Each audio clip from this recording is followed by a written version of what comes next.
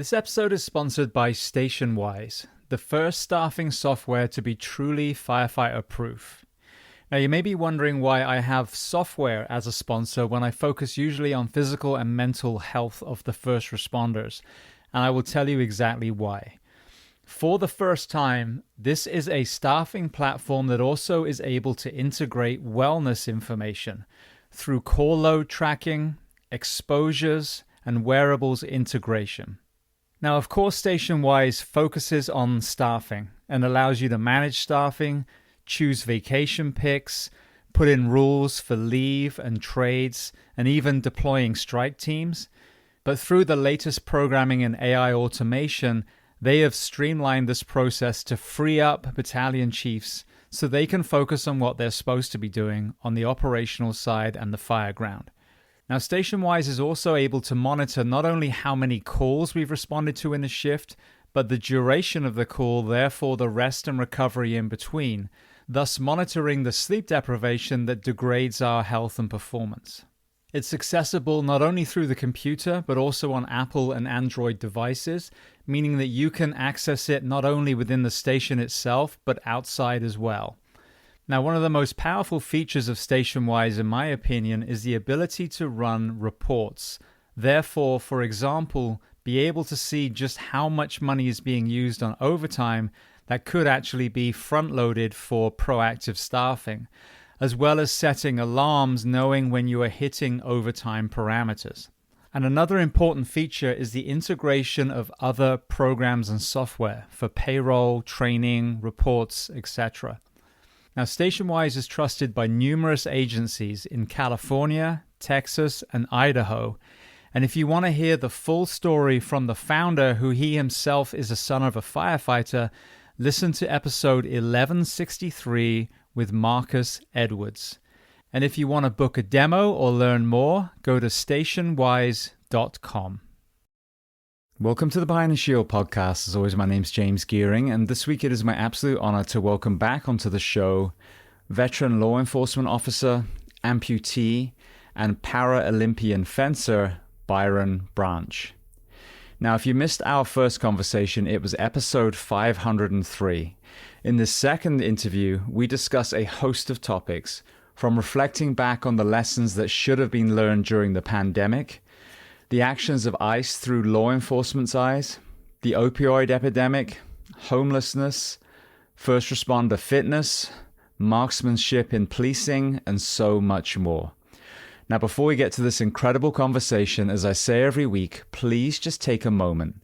Go to whichever app you listen to this on, subscribe to the show, leave feedback, and leave a rating.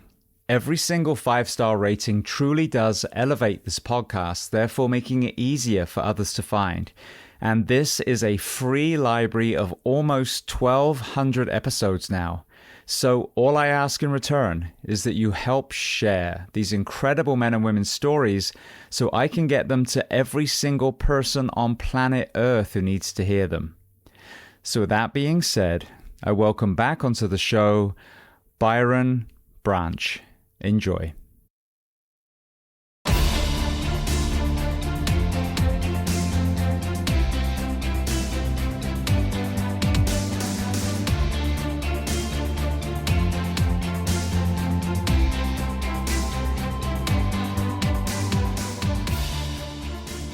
Well, Byron, I want to start by saying welcome back to the Behind the Shield podcast. Thanks. Glad to be here. The last time we spoke was episode 503, and for everyone who hasn't heard your episode, I highly recommend it now. And that was as we were emerging from the pandemic. So I think it was mid-2021 was when we recorded. So let's start with that there, because I think it's always a really important conversation wherever people kind of stood in the whole COVID thing. I don't think anyone would argue that when we came out, no one really had learned any lessons. And what I mean that is we understood that the health of the individual was one of the most important factors for surviving it. And then we also had a lot to discuss as far as the isolation and keeping people from each other and the impact on the mental health of that. So without loading the question, when you reflect back now on that whole period, whether it was, at home or when you were in uniform, What are some of the things that we should be talking about today to make sure it doesn't happen again? I think one of the big things that I had witnessed is people will always say, "Oh, I would never do this," or "I would never do that." And then when that situation arises, you find they do exactly what they said they would never do, right? They're like, "Oh, there's no way that the government can tell me to do X, Y, and Z. I'm not doing that." But they're the first in line to obey everything that they're told, first in line to get whatever vaccines they were told to get, and they followed lock and step, you know. And then what did we get as a result of that? We don't really know, because it was like 1 second it was there. We were locked down in our houses, couldn't do anything. And the next second it was over. And we're like, okay, do we go back to everything as normal? Should we still wear masks? Can I go visit people in hospitals or retirement homes now? Because did it just vanish, you know, overnight? And now it's not a problem anymore. I remember looking at some of the information that was coming out. And I noticed during the height of COVID, there were no treatments for the flu or any other colds or anything like that. It pretty much had absorbed everything within COVID. It basically was like a catch-all, you know, kind of like in police work, disorderly conduct. I don't know what to slap a person with. Disorderly conduct covers everything. So COVID was like the big thing. That's what covered all the illnesses that were out. And then come 2021, boom, everything had stopped. It had a huge impact on us as far as like competition went, because I remember sitting in 2020 in February, I was sitting at the Olympic Training Center, and I get a message from the lady running the team saying, "Hey, all these upcoming events are canceled now because of this mysterious illness that's spreading across the globe. So this event in Brazil is going to be canceled." And I was like, well, that's strange. And then a week after that, boom, COVID was a thing. And next thing I know, everybody was inside. People were racing to get toilet paper. You know, you remember how crazy it was. It was insane. And then now it's over. And, you know, here we are. And the question that I ask myself is, because you see in places like California where they're like, "Oh, we got to mask up again and do that." The thing that I am curious about is, if the government or any type of agency like the CDC comes out and says, "Oh, we've got this 2.0 version," are we going to do the same thing over again? Are we going to repeat that same behavior? Or are people going to be like, "You know what? It doesn't make any sense to do it"? I think where I stood the whole time was in the middle, you know, and yes, it is a real virus. Now, whether it came from an American or Chinese lab, or whether it was, you know, the beginning of the rapture or whatever it is that you believed, it was a real thing. And people that worked in first responder and, you know, medical professions, there were hot spots where, yeah, they were stacking bodies, no question. But at the same time, it was also clearly basically killing people who had pre-existing conditions, whether those are obvious like obesity and, you know, chain smoking, or whether it was maybe a chink in the armor that some people didn't realize were there. And so seemingly healthy people were dying as well. Some, they were an anomaly, but they were. And so the conversation in the middle was just, well, if we make people healthier, whatever you call the next virus, it's going to be safer for the community if we have a healthy nation.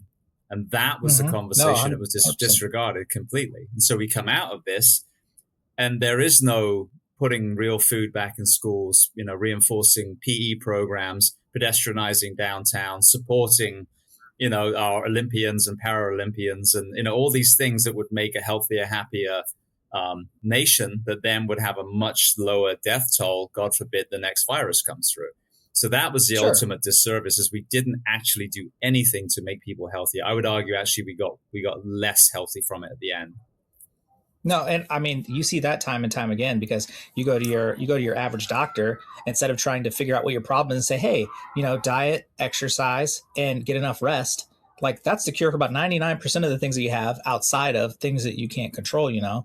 But within those things you can control, that will improve your health, your mobility, your lifestyle overall. But it's almost never, ever recommended. You come in, what's your ailment? Oh, you've got A, B, and C. Here's this fantastic pill we got for that, you know, but it doesn't ever solve the underlying problem.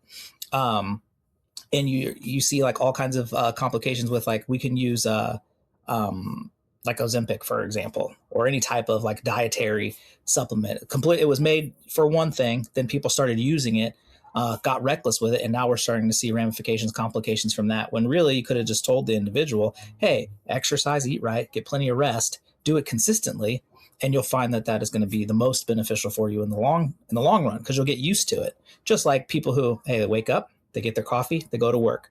There's no thought process about getting that coffee, but they always fit it in. It's no different with that. Hello, wife. Sorry, my wife just walked in. No, you're fine. But I think that's that. Even with the Ozempic conversation, I had a Johan Hari on who wrote a whole book on basically that, and it was fascinating. When you look at more extreme examples, like my wife lost her best friend, and I lost one of my fire academy friends to gastric bypass complications. And arguably, neither of them actually were that obese. They were maybe on the clinically obese scale, but at the very, very bottom level, if anything, definitely overweight. But and so they both have these surgeries, and then they both have deadly complications. A few years later. So I think that the Ozempic, if you are in a place where your obesity is really becoming dangerous to your health, I think absolutely it's a safer option. But that has to be used with like any drug. All right, what is the exit strategy? What are we going to be doing? Lifestyle changes, like you said, so that we can wean you off that drug, whether it's hypertension, whether it's Ozempic, whether it's, for your cholesterol, whatever it is, so that you don't need this drug anymore. But that's not the American model. Your doctor basically is prescribing like you're going to be on this for the rest of your life. And that's a disservice we do with these meds. Well, it needs to be done in tandem. Yeah. You have to be like, hey, we'll put you on this. But in order for it to work and work well, you have to do corresponding diet, exercise, rest. That has to be done in tandem with it. So then once we do wean you off of it, you'll be so used to that new lifestyle that it kind of just takes care of itself. I think people either have not experienced what it can feel like to go from being in the overweight, out of shape, or anything like that, to getting yourself in shape and then realizing how much better they feel mentally, physically. Because if that is remedied by simple medication, and that work is missing that got you to that final endpoint, I think because they missed that, there's a gap, there's a disconnect there.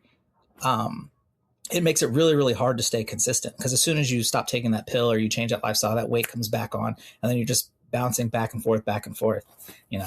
Whereas if we would just start from the beginning, hey, we understand that you gained a lot of weight during, this period, and we're going to try and help you adjust and get that weight off. And we're going to do it by doing X, Y, and Z, and not just skipping straight to, hey, here's this medication, just take this, this will solve all your problems. When really all it does, what's it doing? Blocking receptors. You're not eating, which is making you unhealthy to begin with, because your body's basically starving itself. And you can eat and lose weight as opposed to just not eating and starving and then coming off of it, and then you just explode, after that, or gain all the weight back, which is what people tend to have happen to them. I'm no health expert. This is just, what I've seen or what I've read. So, well, that's the irony, is it isn't that complicated. Is it hard? Yes, especially when you're way back on the back foot. If you're deconditioned or overweight or, smoker or whatever it is, there's definitely a lot of challenges to overcome. But fundamentally, principally, if you have a plate full of all different colors, of which, there's no processed, super refined carbs, and you eat that 2-3 times a day, and you move a lot, that's it. It's so funny when people come out with all these books on fitness and exercise, and the principles are pretty damn simple. Like, do what we did up till about 100 years ago, minus the Industrial Revolution and some of these things that were detrimental, like don't put kids up chimneys. That's the answer to it. It's not that complicated. But if you find your lifestyle is so far from how we used to be, then that's the goal. Get back to what your great grandparents did. It's that simple. Yeah, that's like I say. It's the easiest, hardest thing to do. When you think about it, if I say, hey, all you have to do is this, this, and this, people are like, oh, that's really simple. And then they try to implement it and they're like, oh, this is really difficult. But it's really not. You just have to wrap your mind around, okay, I get up, I drink 8 ounces of water, and then I go exercise, and then I eat simple carbs, and then bam, a couple hours later I'll have lunch. But then people life gets in the way. And I get that. Oh, kid's sick. Well, I can't do this, or so on and so on. You really got to prioritize it. You really need to prioritize yourself and just be consistent. Consistency is typically the only thing that's really missing. They know what to do. They just have a hard time being consistent in doing it. But if you look at almost everything else in their life, they're consistent at, going to work, walking the dog, doing something like that. You got to make it something you want to do. As soon as it's something you want to do, it's very easy to be consistent. Absolutely. I think one of the other challenges is we're one of only 2 countries that have drug commercials on television. What, So us in New Zealand? yes, that's right. Yeah. So we are, to be kind of compassionate to the masses, they are brainwashed into ask your doctor about this quick fix, this pill, this whatever. And then, you watch the side effects and, these antidepressants that cause suicidal ideations. You're like, is this really a good drug? But I mean, this is the thing. There's one of only 2 countries that have to deal with that as well. Mentally, you are being subjected to propaganda constantly by drug companies. Mm-hmm. And the question is really, how are you going to break yourself out of that loop?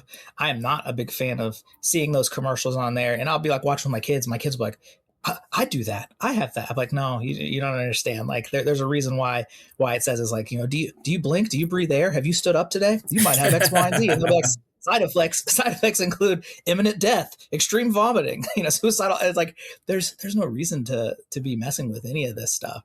And you see it time and time again. I can't tell you how many times I'll be sitting here watching TV with my wife, and there'll be one commercial on with some product I can't pronounce. And then the show will play, and the next commercial will be the same exact product that does the same thing, but with a completely different name. And I'm like, I feel like if I have an issue and I need to address it with my doctor, I'll just go address it with my doctor. It's not like food. I'm not going to see it and be like, oh man, I think I need to go get this.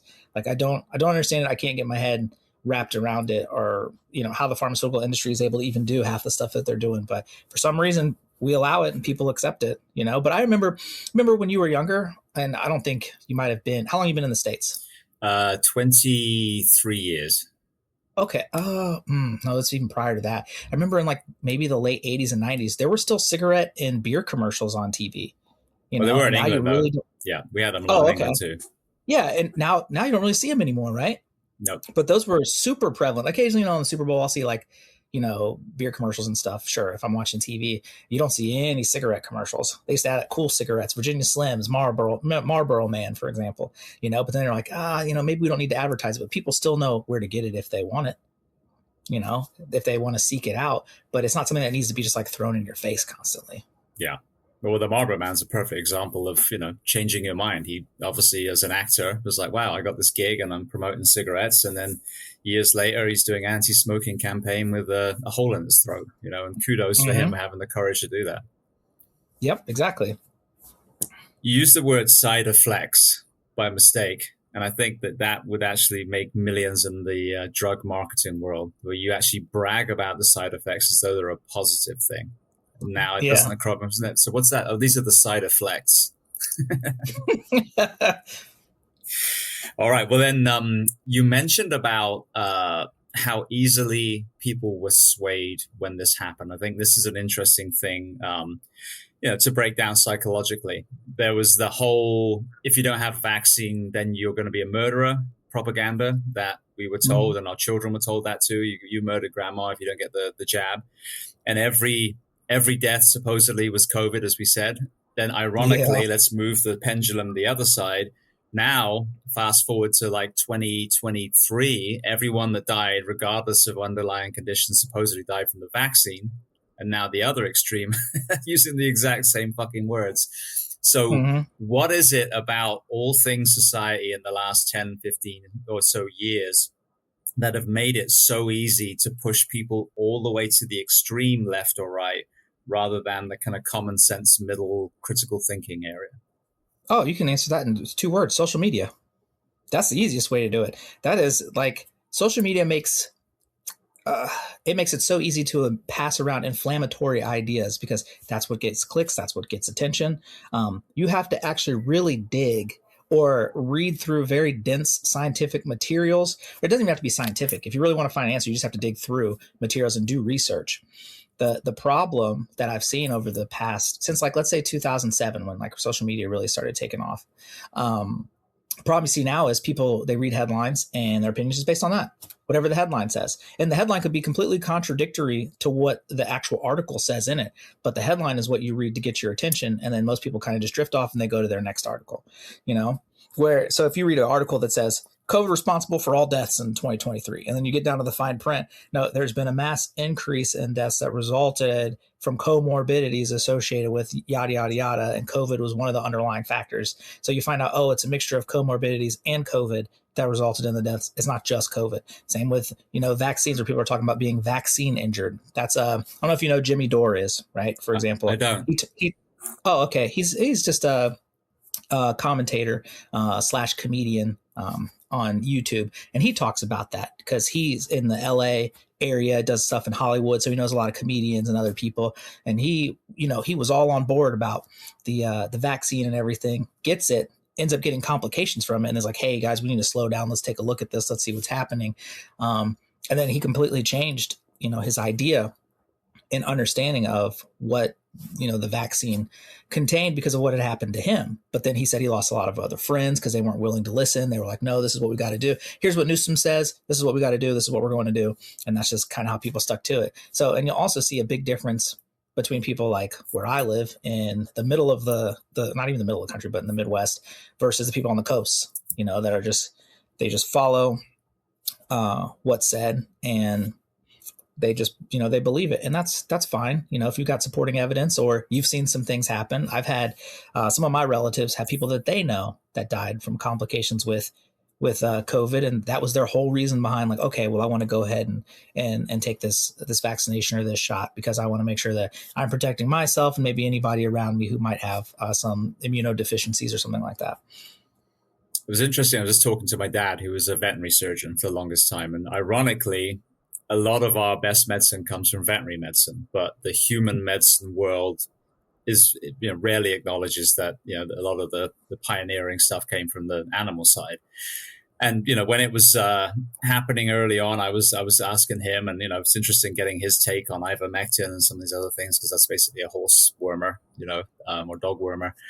But he was talking about, I asked him the other day, like, what was it about the vaccine that they think is creating myocarditis and some of these things that we're hearing people having, heart focus. And he said, there are various ways that you can create a vaccine. And there he mentioned someone else who had got the much safer way of doing it, already pioneered and was basically snubbed. And there's a thing called a spike protein. I can't remember exactly how that works, but by doing it that way, you do create a much more extreme kind of inflammatory response than you would by this other way. So again, it sounds like there would have been much safer ways of delivering a potential vaccine. But I'm sure behind the scenes, it was probably whichever company had the most power and money was the one that got to push the vaccine that came to us. And I had it done not through any fear of my own well-being, but I had to travel. And at that time, it was basically required. And then I was visiting my 104-year-old grandmother. So I'm like, okay, well, I don't believe that this vaccine is going to kill me either. So I will take it just to minimize the chance of me killing her. But, but that being said, had we not traveled, I wouldn't have had it at all, because I just didn't believe that, if you were a healthy person, you were going to get anything more than a really shitty flu for a few days, which is basically what most healthy people reported. Yeah. And, but that's how they got you. Let's make it every aspect of your life and restrict it unless you're going to do what we say, essentially, is what it boiled down to. Oh, you want to go across state line? You're going to need this. You want to fly? Oh, you're going to need this. And then I felt really bad for the people who had real extremes with it. So my friends from Australia are visiting like right now, and I talked to them about the stuff that went on there. I remember reading an article. A couple from Australia, they went to Fiji for their honeymoon. No big deal. Cool. They were there for 2 weeks. Well, during that time, Australia went into COVID lockdown. They were stuck on the island for like 3 months. Australia wouldn't let them back in because they're like, well, you don't have the vaccine, so you can't back in the country. They're like, we're in Fiji. There's no hospital here administering any of this stuff. We're on this random small island at this hotel, and they're just stuck there, And then I was talking to them, and they were talking about how you can only travel so many kilometers from your house only to get groceries, and you got to go back. And I remember I was supposed to go to Tokyo. Like I was on trajectory to make it to Tokyo for the games. And when all the stuff got canceled, I didn't end up going, but they sent us this pamphlet, this 33-page pamphlet, and it explained all the rules and all the guidelines for COVID. And it was so intense. So if you competed on a Wednesday, earliest you could get to Japan is Monday, had to compete on Wednesday, had to leave by Friday. So you only be in country for 5 days. Couldn't leave the venue, couldn't go to Tokyo. You were tested multiple times a day for the Rona. You basically just went from the airport to the venue, got your stuff tested, back to where you stayed, you competed, and then you left. And that was pretty much it. So a lot of that stuff, I think, was put into place to basically kind of force your hand. Oh man, especially remember nurses. Oh, you can't come to work unless you get this. And so you've got people who have some serious internal conflicts with having to take something like that. They're like, I can't do it, whether it's for, religious reason. Maybe they're just completely 100% anti-vax. They don't take anything. Or they're just like, you know what, there's not enough research done with this. I don't know what the long-term issues might be. I really don't want to put this stuff in my body, but I got to work. I got kids. I got to put food on the table, So then your hand's forced to do that. And then God forbid you end up doing it and you suffer a complication from it that puts you out of work indefinitely. Right. Like, and that's what you had to basically weigh out. And I had argument after argument with my wife about it. Cause I was like, I'm a healthy individual. I don't need any of this stuff. I wasn't really worried about it at all. At any time, I was not worried about it. I was like, you know what? I think I'll be fine. When I would run into people on the street, they weren't worried about it either. Now, mostly it was, homeless people or even your occasional addicts I would run into.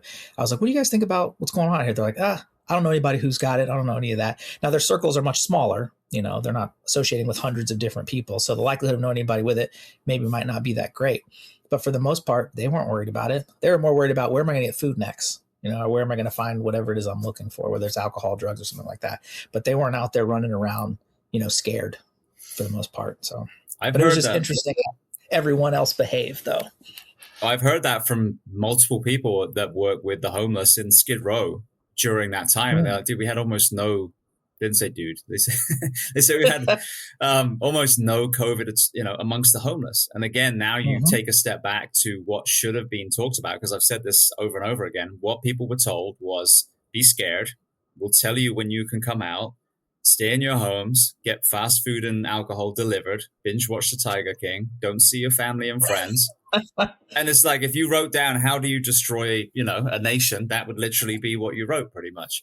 And if you look at the homeless, even though, don't get me wrong, I'm not saying that a lot of homeless people are probably the picture of health, especially if it's addiction, but what are they doing? They're moving a lot.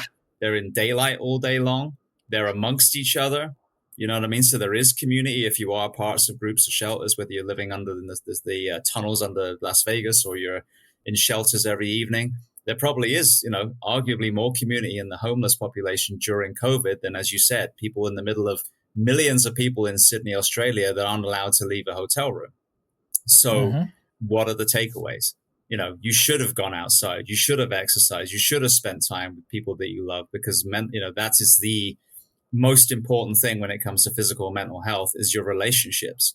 So all the things that we were told not to do, flip it on its ass. And that's what you should do next time. And the irony is that the homeless people didn't seem to suffer from COVID, yet the so-called air quotes healthy people that were hiding in their homes were dropping like flies in certain areas. Wasn't that the Swedish model, though? Weren't the Swedes like, hey, this stuff's coming through, like, you know what, let's just keep things as normal and we'll see what happens. And then it turns out nothing happened. So Sweden never I don't think they went into lockdown, or if they did, it was like very short. But I'm pretty sure the Swedes were kind of just like, we're going to just run business as usual. Yep. And they did. And then lo and behold, nothing happened. There wasn't mass deaths of Swede. We didn't go from, 9 million Swedes to like 1 million Swedes, and, Stockholm's completely decimated. That never happened. They kind of just went about their business and things were fine. I think what they did is, like, most, when it first came out, I think everyone was super careful, but Florida did something similar. It wasn't long after they started kind of opening this, the spigot again. And they think they did restaurants first, and then it was gyms and, hair salons and all the kind of, services to get people out. And it was just a measured response. Okay, we're all shutting down. We don't know what this is. Okay, it's not looking as bad as we thought. Let's start kind of opening it up, see how it is. And we've got, all these elderly people in Florida, but we've also got a lot of sunshine, a lot of space, a lot of green, so when you get people outside, and Sweden, I remember being demonized by the world for what they were doing. And then, Florida, certainly within the States, was similar. But look at the Swedish population and Scandinavia in general. They're very, very healthy. Big surprise. They didn't really seem to suffer much from COVID. So I think that was the perfect plan. Don't do things that are going to make their health worse. If it's what they're doing is making them healthy, keep doing that same thing. So, and yeah, of course, keep the immunocompromised and the elderly and anyone else that might be in danger of any sort of exposure, keep them isolated, and then the rest of us keep the world running so that we can take care of those people. So again, where's that conversation of who did it well and how do we mirror them next time? Mm-hmm. And that's something that they should look into, especially, I mean, if you just statistically like look at the numbers, look at the death tolls, and let's take Scandinavia. Let's look at the Norwegians, the Swedes, the Finns, and what they did. And then look at other areas and see, okay, where did we experience more death? What were the vaccine rates like? But nobody seems to really be that interested in it. It's kind of like once it was over, they're kind of like, and we're on to whatever the next big thing is now, because what captured our attention? The conflict in Ukraine. Like COVID was just like gone. Like the conflict in Ukraine happened, bam. It's like COVID was not a thing anymore. Nobody was talking about it. It was the next thing we had moved on to.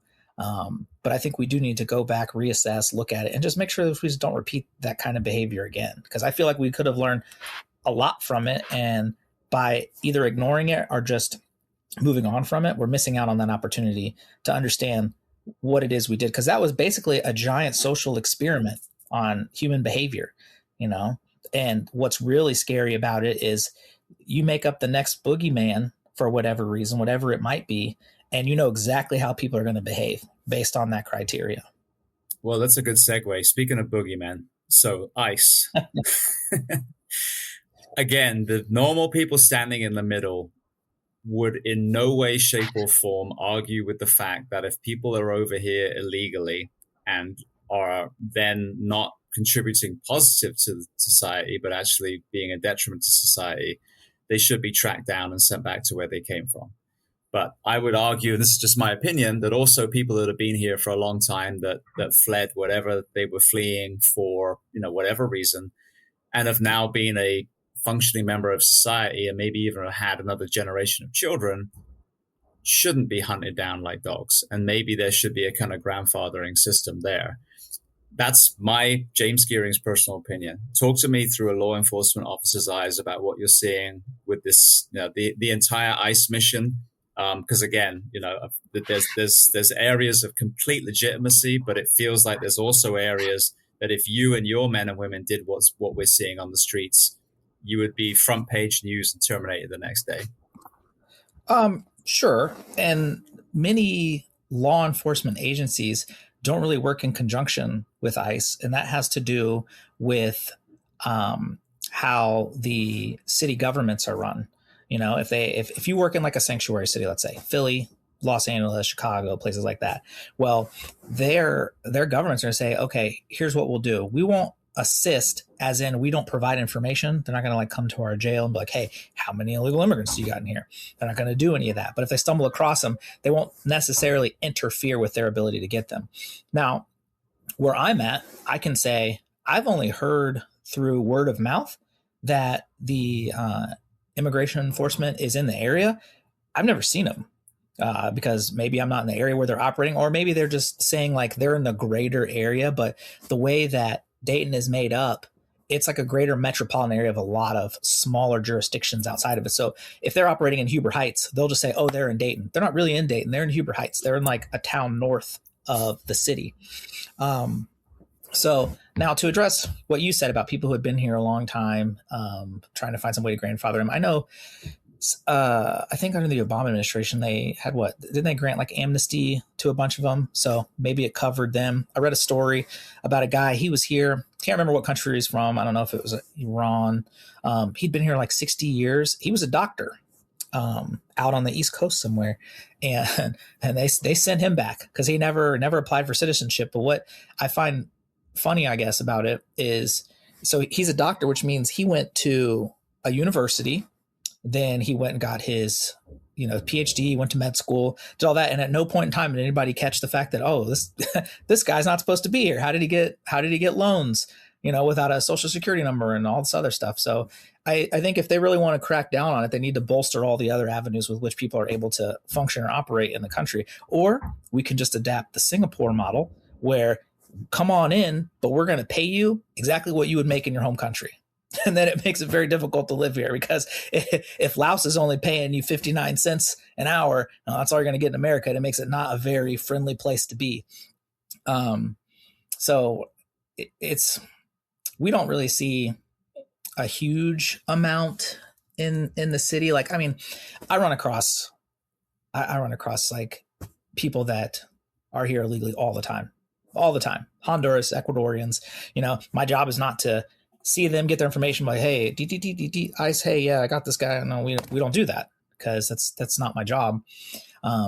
We just find if they committed a crime, then we follow our steps, and we either lock them up or we tell them they got to like show up for court. So I can give you an example of a call I was on. This guy was assaulted. We get there. The man who assaulted him was an MS-13 gang member. He had all the tattoos and all that stuff. Well, a lady shows up and she speaks Spanish, but the MS-13 guy didn't know that. So he's making all these threats to this guy, and she's like talking to me. She's like, hey, he said he's going to do X, Y, and Z, blah, blah, blah. Talk to the other officer. I was like, hey, here's what we got. We end up arresting the guy. That guy was deported in 2 weeks. Now, when it happened, how it happened, I don't know, but I know he was gone like immediately after that. So it works. It's effective. But for your average, just, it works in a restaurant or does roofing or something like that, those people, I haven't seen them been concerned about people looking for them. And they continue kind of like just to work, and they don't really bother anybody. The people who know that, if we're committing crimes or doing something, they get caught very quickly. Somebody somewhere along the lines probably notifies them, hey, this person committed a felony. Oh, they don't have proper documentation or paperwork. Okay, we're going to work on the process to get them sent back to, wherever they come from. Yeah, because it sort of seems like that. It seems to me, and again, I'm completely naive. I come from the fire EMS side, no law enforcement experience whatsoever.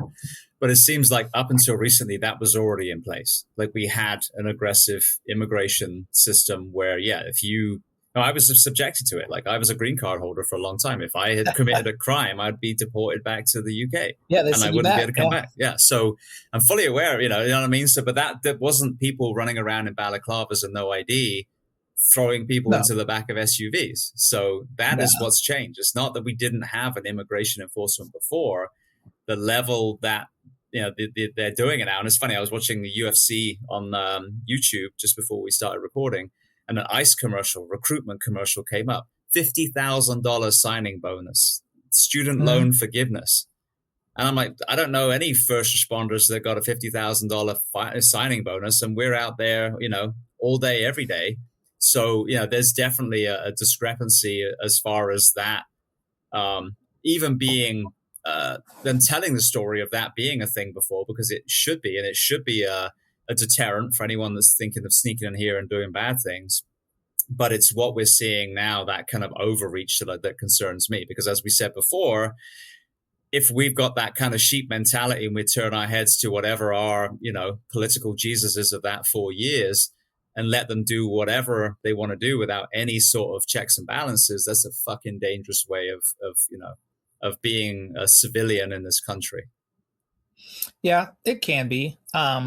So what is it? As if you come into the country illegally, as they say, it's a civil offense. It's not a criminal offense, which is why people always, the argument will be like, well, they're not committing a crime. Therefore they're not criminals. Therefore they can't be detained and sent back. It's like, well, either you have immigration and you enforce it, or you don't. So if they really wanted to tackle it, they just need to make it a misdemeanor offense, misdemeanor criminal offense. I don't know, illegal trespass into the country or something like that. Because I don't even know what the civil offense is called, unless it's just like a legal entry, because technically you're supposed to come in through a port of entry. So like somewhere in New York or somewhere in California. But if you're from Angola and you walked in through Mexico, it's like, okay, what are we doing here? Well, because that what they're going to do is they're going to grab you. They're going to give you a piece of paper, say, hey, you have to come to court for this. So if you're seeking asylum, this is what you got to do. And then they vanish and there's no follow up. So I think because the system, the way that it's set up now is just very disorganized and very sloppy. It's either that or it's so backlogged that we can't even get to people that need to have their court hearing because there's like 4 million people in line and there's only like 20 judges that handle it or something, so the process is so slow. No wonder the people aren't showing up to court, because you got guy A who comes up through the border. He's here for whatever reason. They catch him. Hey, you got to be at court in 2 weeks. All this is explained in English. The dude speaks no word of English, has no idea what you handed him, but he's like, oh, I got family in San Jose. I'm headed to San Jose, and then never shows up again. But his family in San Jose set him up with a job doing roofing or laying concrete. He starts working, starts sending money back home. And he's never heard from again, and until he runs into police whether it's for OVI, which is a misdemeanor offense, depending on, I guess, your state, or some other small offense. He'll go to court. He'll get a translator. They'll talk. They'll hit him with a little fine. They'll suspend the license that he doesn't have already and then send him on his way, and then it just kind of operates like that. So, I mean, you're either going to really crack down on it or you're kind of going to just let it operate as is. But if you want to do that, you got to start with figuring out, do you want this to be a criminal offense or do you want it to be a civil offense? I know that if I go in somewhere like Europe, like I remember when I was in Germany and I was studying abroad there, I overstayed my visa by a month, I think. I was there for a year. But I ended up leaving in June. I was supposed to leave in May. When I get to the airport, the German guy, and Germans, they're very strict, very rule oriented, looks at my passport. He's like, you overstayed your visa. I was like, yeah, I know. I was like, but I'm going home. He's like, we could ban you from this country for the next 3 years and from the whole Schengen area if we wanted to. I was like, you really want to do that? I was like, I don't plan on coming back. And he's like, no, it's okay. He just stamped it and left. And good thing he did, because I ended up getting an internship 3 years later in Frankfurt. So I actually did come back to Europe, and I was glad I wasn't banned for 3 to 5 years, or I wouldn't have been able to come back, But he had the power to be able to do that right then and there. But we don't have anything like that, where if an ICE guy picks you up, they detain you for a second, you go to a facility, and then the government kind of does what the government does, takes forever to make any decision or do anything. And then you got all these people sitting in limbo, or they get overwhelmed with it. So the real question is, what do you do to make it more efficient? Yeah. So, and I don't have the answer to that. Well, I think the part of the conversation that you don't hear is what are we doing to make it worse in these countries where people are wanting to flee and come here? So I saw a video that I wish I could remember who it was now. It was really well articulated. But they said, the example of someone comes over here from another country and they, become a doctor. I think that was literally the example they used. They said that's great. I mean, they are absolutely filling a role here. But what you've done is you've also taken a doctor away from, in this, I think the example was India. So now that guy could have been a great doctor for the people of India, but he's over here. And you have, in theory, taken away a spot for, for a member of the US to become a doctor. And I think his point was, and look at our medical system. It's so hard. We have these ridiculous prereqs that these people have to pass, the high level math and all these other areas, hundreds of thousands of dollars of student debt. It's a lot cheaper for these hospitals to hire an Indian doctor and bring him over. So that was, more of a nuanced conversation then. It's not a racist conversation, but it's like, it's what I kind of mirror with Haiti. Haiti is on my doorstep here in Florida. Why is the US, as powerful and affluent and influential as we are, not be able to help Haiti get onto its feet and turn it into another beautiful tourist destination where they have a solid income and a solid stream of people on cruise ships and other things, and be self-sustaining? But our closest neighbors are in a fucking war zone, and it's no wonder they're coming to the Floridian coast in boats, and because they're being hacked to death at home. And again, that's easy to answer, though. Go for it. That's easy to answer. There's no return on investment. Exactly. What does the U.S. get out of that? You just got to break it down to a numbers game. Now, conversely, you can argue, well, what did the U.S. get out of assisting Ukraine in the conflict with Russia? Well, that's a geopolitical thing. That's about where you want to have your influence. If we have influence in Haiti, what do we get out of that? We get an island that's half the size of Florida, maybe even smaller than that, right? And we give them a bunch of money, and 9 times out of 10, it's going to get laundered by whoever it gets to, because you have to define, what does the idea of help look like for them? Could we go in there with the U.S. military and get everything under control? Oh, ASAP. U.S. military is fantastic at that. But what the U.S. military is not good at, and what we learned, especially in Afghanistan, they're not construction workers and rebuilders. They're not educators. That's not what they do, but that's what you have to do if you're going to go in and do that, right? You can go in, you can take over the whole thing, 2 weeks, no problem. But then the question becomes, well, what do we do now? Who's going to run the country? Who has the best interest at heart for the people of that country? Yeah. So while it's detrimental there and things are going crazy, it's not our responsibility to do anything with it. Yeah, well, I think it's just now that becomes a humanitarian thing. So I've said this, a lot recently. We have the term, World America, Team America, World Police, and it's so true. Like we go in there, just like you said, we're blowing everything up, but there's no kind of real understanding of, is it making it any better? Conversely, if we really invested in our own nation and got it where our people were healthy and happy and our children weren't rehearsing their murders in schools, then we would be the poster child for true democracy and then be able to influence and help other countries and do it from a humanitarian perspective, not expecting a shitload of money in return. But, the teach a man to fish philosophy. Don't just throw money at Haiti, help Haiti get back on its feet. But I think there's also a responsibility to look at our policies in the past and what impact have they had. And if you look at drug prohibition that was forced on the world by, Harry Anslinger in the 50s and beyond, the 30s and beyond, epic fucking failure. No one can dispute that. It hasn't worked. There are still addiction, and now there's gangs and cartels and all these things that have spawned. That has created a lot of these people fleeing El Salvador, Colombia, Mexico, et cetera, et cetera. So again, how can we use this immense power that we have for the good to reverse some of this damage and therefore reduce the number of people that are fleeing their countries because they feel happy and safe and want to be that doctor in India or Colombia or whatever it is. Yeah. So I guess what we would have to figure out is what is the underlying or systemic issue that exists in the country that these people are coming from, how to root that out, and then how to get them to want to improve the situation that they have. And that is, there's so much work that is involved in that process. So you mentioned the word humanitarian, right? The U.S. used to be all about that. So I remember, let's go back to the fall of Yugoslavia in the 90s, right? Collapses. The Serbs start attacking the Bosnians. We're like, hey, yo, we can help with this. Europe's like, no, we'll take care of it. It's in our backyard. Don't interfere.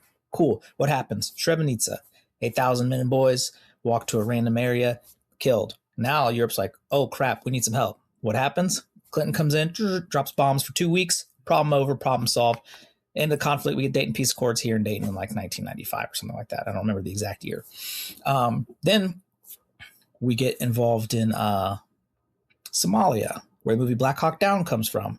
Another humanitarian assistance thing. That went all bad. When the helicopter crashed, they dragged the Americans through there. Their bodies on fire, hanging from ropes in the streets. Pretty much put a horrible taste in our mouth for getting involved on a humanitarian aspect. So post Black Hawk Down, we really have only been involved in conflicts where we see some kind of in-game benefit to us. So going into like the Iraq War, where it was like under the guise of weapons of mass destruction, but people are like, oh, we want to get oil, some kind of resource, something that we can grasp onto that will have some kind of back end benefit for America.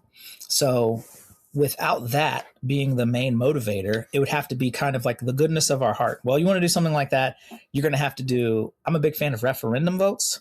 Ask the people, hey, here's what we have. Here's what we could allocate. Are you interested in doing this? We've got this conflict in, let's say, Namibia. We could allocate them $3 billion and end this conflict overnight. Do you guys want to do this? Yes or no? We're voting on Tuesday. America comes out, says, yeah, we're about this. It's a very little amount. It's less than, the missiles that come on a B-2 bomber. Let's go ahead and cover that cost. And we do it. No, everything turns out great for Namibia. Yeah, but we had a choice. We had a say in that. 9 times out of 10, though, we don't. All we do is we wake up in the morning. Oh, we just bombed what? Someplace in Syria. What are we doing that for? And then you have to start doing research, 6 months, a year prior to figure out why we were getting involved in something that we had no idea we were doing. So I feel like a lot of times we're either in the dark or the government's like, we're going to do what we think is in our best interest. And the American people will find out about it after the fact. But at the end of the day, there's not really anything they can do about it because voting's only every 4 years or every 6 years or whenever you have your state votes that are going to determine who you're going to put in. But it works so slowly, you're not going to be able to change or control any of that. So if you want to help the folks in Venezuela or you want to help the folks in Haiti or anywhere else, I don't really know how you do that within the next decade, So, yeah, you can do it financially, but they're going to need more than that because the question becomes, how do you teach people how to effectively run a country? Yeah. That's a process in and of itself. So, and I don't have the answer to that right here, but that's ultimately what you have to be able to do. You can give somebody all the money in the world, but if they squander it or they launder it and only certain people hold on to it, well, who did you benefit? Nobody. You send them food, but the government interrupts those shipments and they take it for themselves. Well, who did you help? Nobody. but you spent a lot of money, you wasted a lot of money. And what do the people who gave that get in return? Nothing, right? Except for maybe they might feel good about it till they find out that the food you sent was set on fire and they recorded it. Like, look, we don't want any of this American stuff coming in here. Or the money was used to purchase our own weapons that we end up selling back to them that they used to oppress the people that they're already oppressing in the first place. Yeah. So yeah, people can pontificate on length at like what to do with this. So, should we get involved in the humanitarian stuff? I mean, that's up to you, really. Again, like you said, this is what I've heard a lot. Americans are very generous. If you look at the amount of donations and things that they've done, and just look at the service, for Christ's sake, the last 20 years of people that put their hand up post 9/11, even if, as you alluded to, sometimes that was used to send people to Iraq, completely wrong country, but that's a whole other conversation. But, I think that's just it. If you could show, well, hey, we've got these incentives that are actually going to make our own country healthier, which is going to bring down the immense healthcare costs incredibly. And that's how we're freeing up the money. And what we want to do with some of it is to actually help our neighbors to the south. I think, that when it's put that way, it would. But if it's like, oh, they want more of our money to go help Haiti, then I think, people are going to be like, well, fuck Haiti.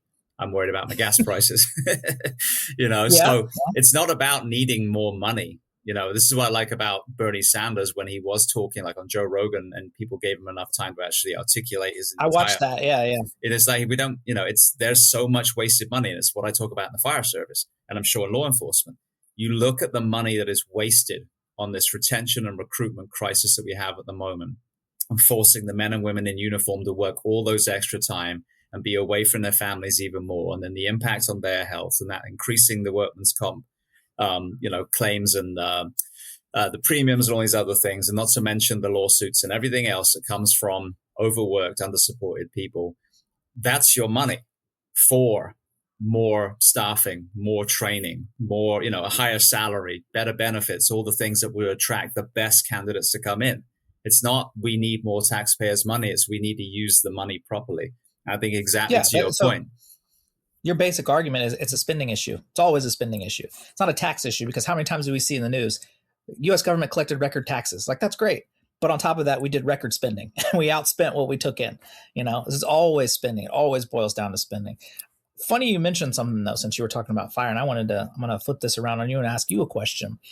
What are your thoughts on who Mamdani in New York picked for the FDNY?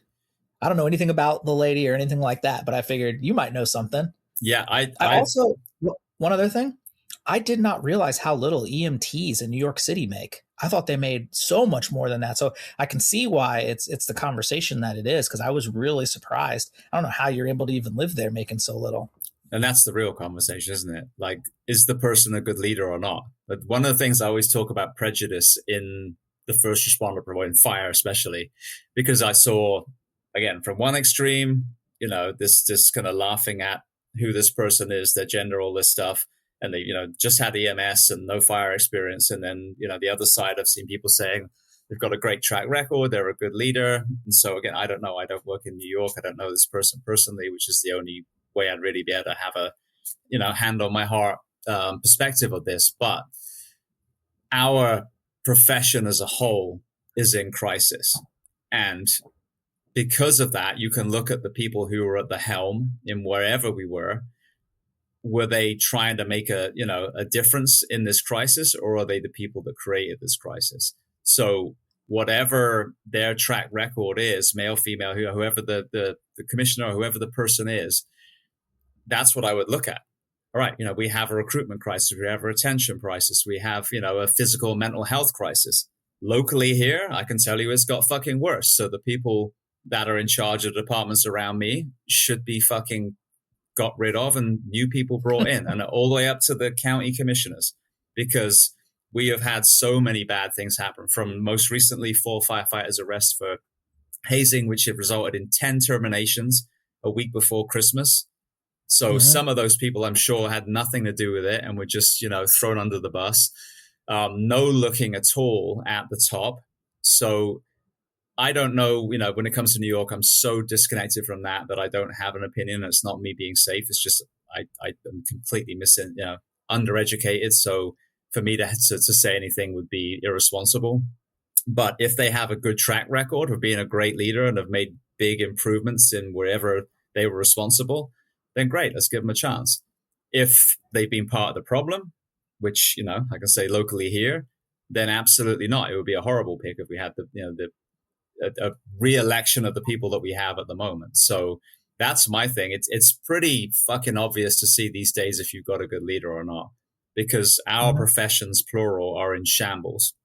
And there are some really, really good thought leaders in this space, and a lot of fucking morally cowardice, you know, people that just happen to have a bunch of bugles on their shirt.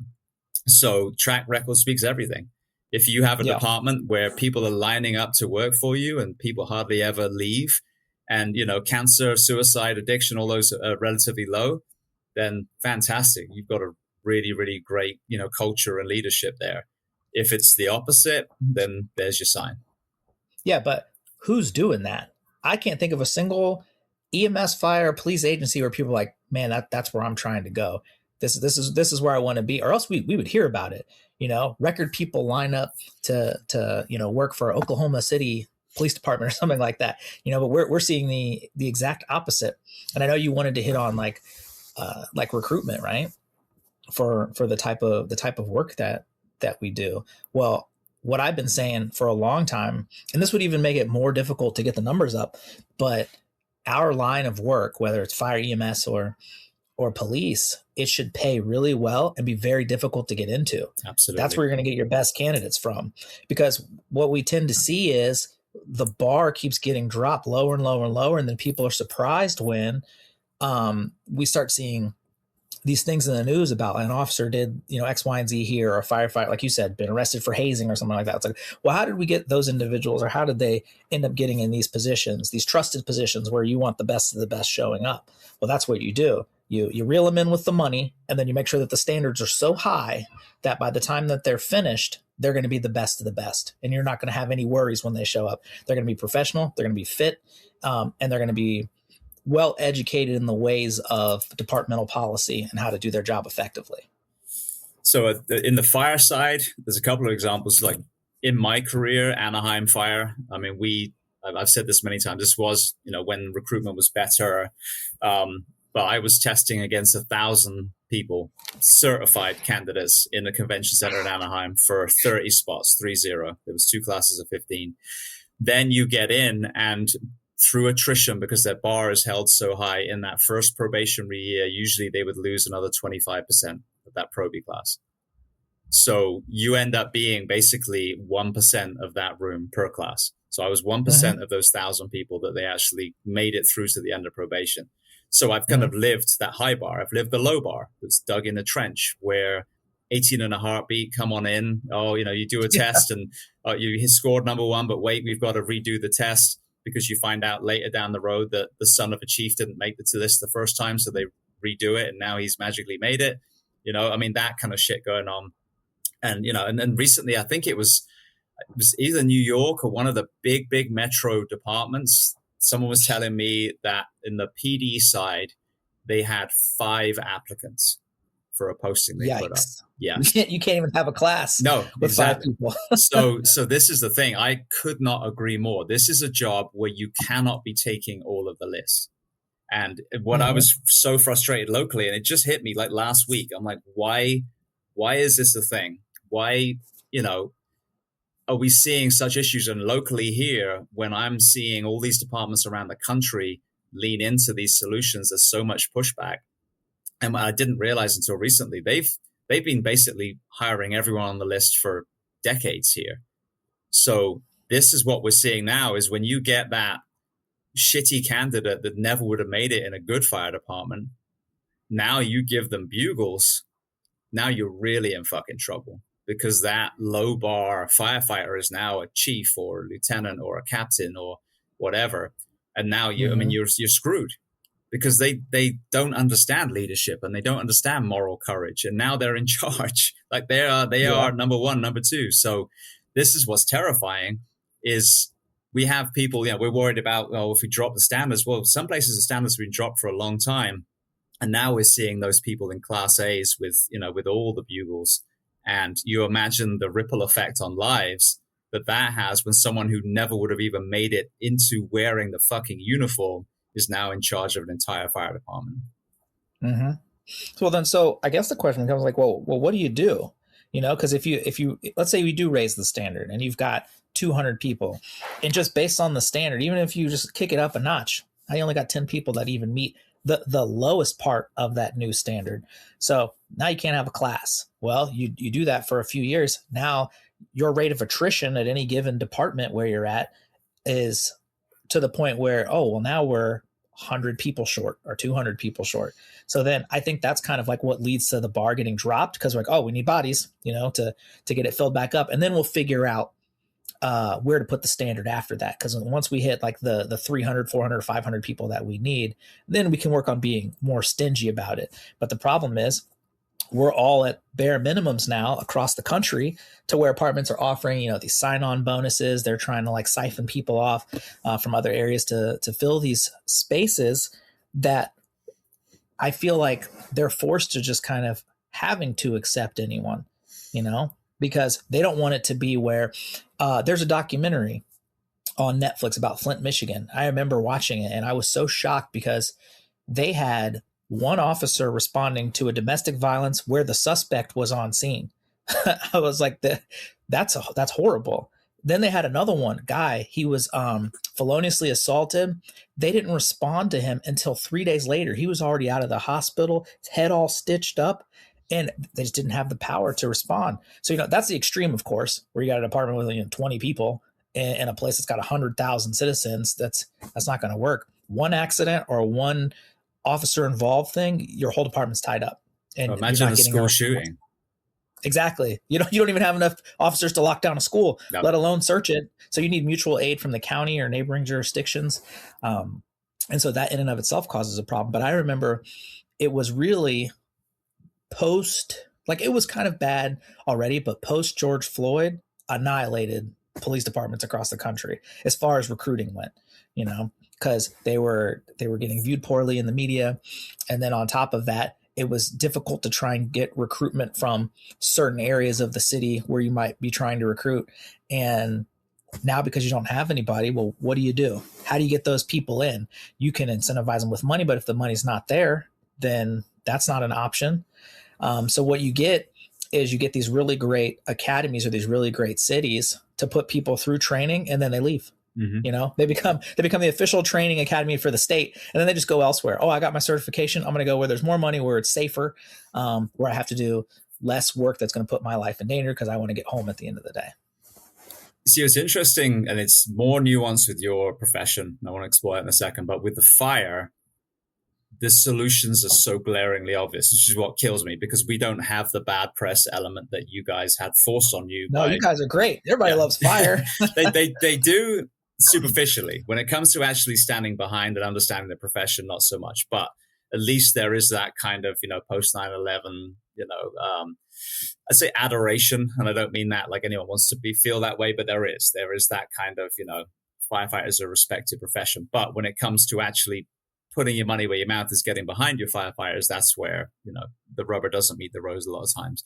But we had, as I mentioned, such a high recruitment standard 20 years ago, where I know friends, when I went to California, that were testing 4 or 5 years before they finally got picked up. And these were good candidates. They ended up being great firefighters, but it was so competitive.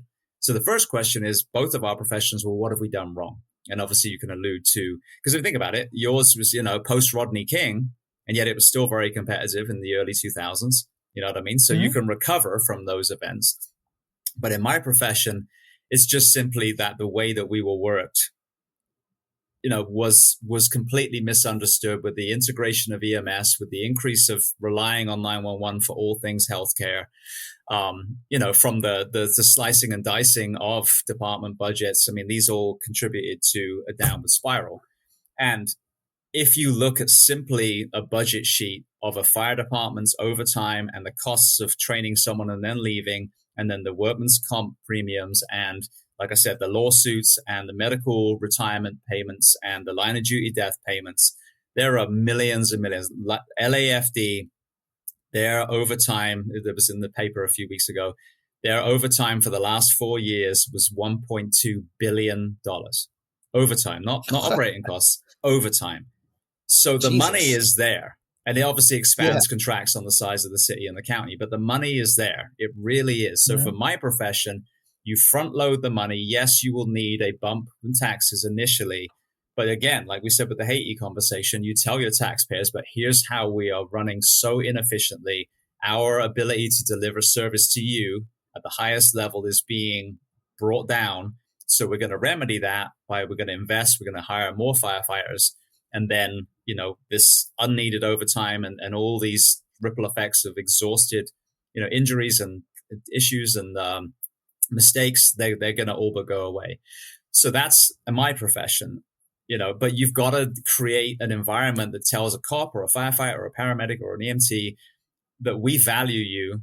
We're going to pay you well. We're going to give you the physical and mental health surroundings. We're going to put in a fitness standard so you stay healthy, you know, which drives me crazy when unions fight that.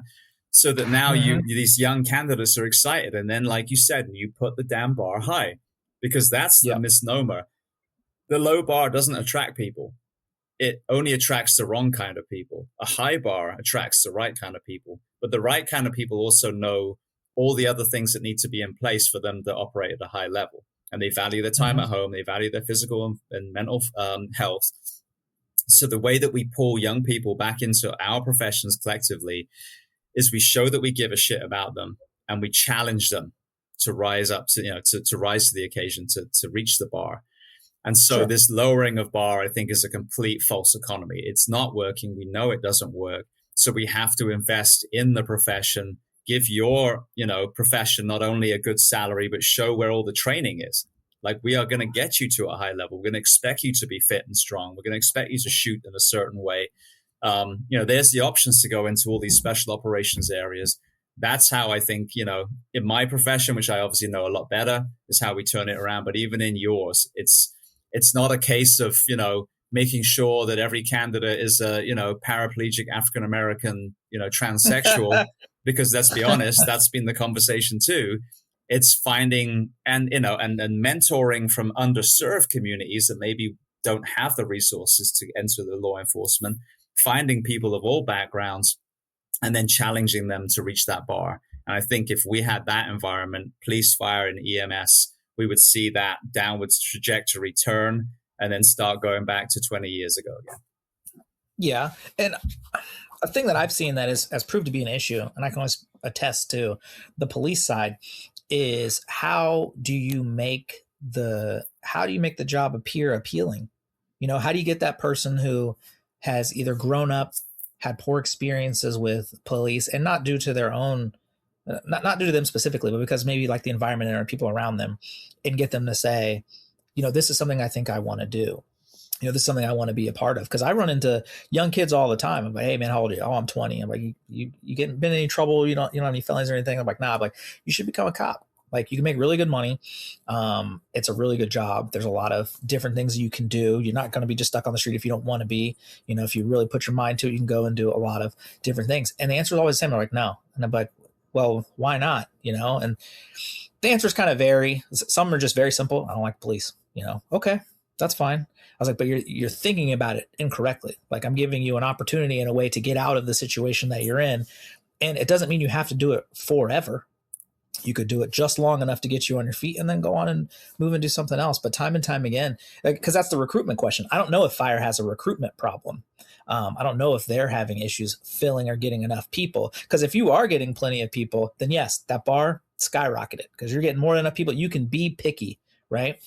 But for us, we can't do that because there's such a negative connotation with police work and what you see, because the media is not going to cover the officer who finds the old lady who has dementia and gets her in contact with her family, right? That's not going to get covered. No, what's going to get covered is the dude getting pulled out of his vehicle and mollywopped on, but you don't see the context beforehand where, oh, maybe he pulled a firearm or did something like that, right? Because they only show the snippet that is going to make police look poor or like they're making bad decisions. But when I watch a lot of things, I do it in a completely different context, but I have to wait until I get the whole video, right? Mm-hmm. Don't show me 30 seconds of something. Show me the 25-minute interaction that led to the 30 seconds that you want to show me. And then I can make my opinion from there. But I think so many people have such a short attention span because, again, of social media, that they only see that 30 seconds. Their whole opinion's made up on it, and there's no changing it beyond that. And so that is kind of what I feel like police are having to combat against, especially when it comes to hiring or anything like that, because there's just so much negative connotation that's associated with the job that nobody's really particularly interested in doing it anymore. Remember, I know when I was growing up, all the cops knew my name. I knew them.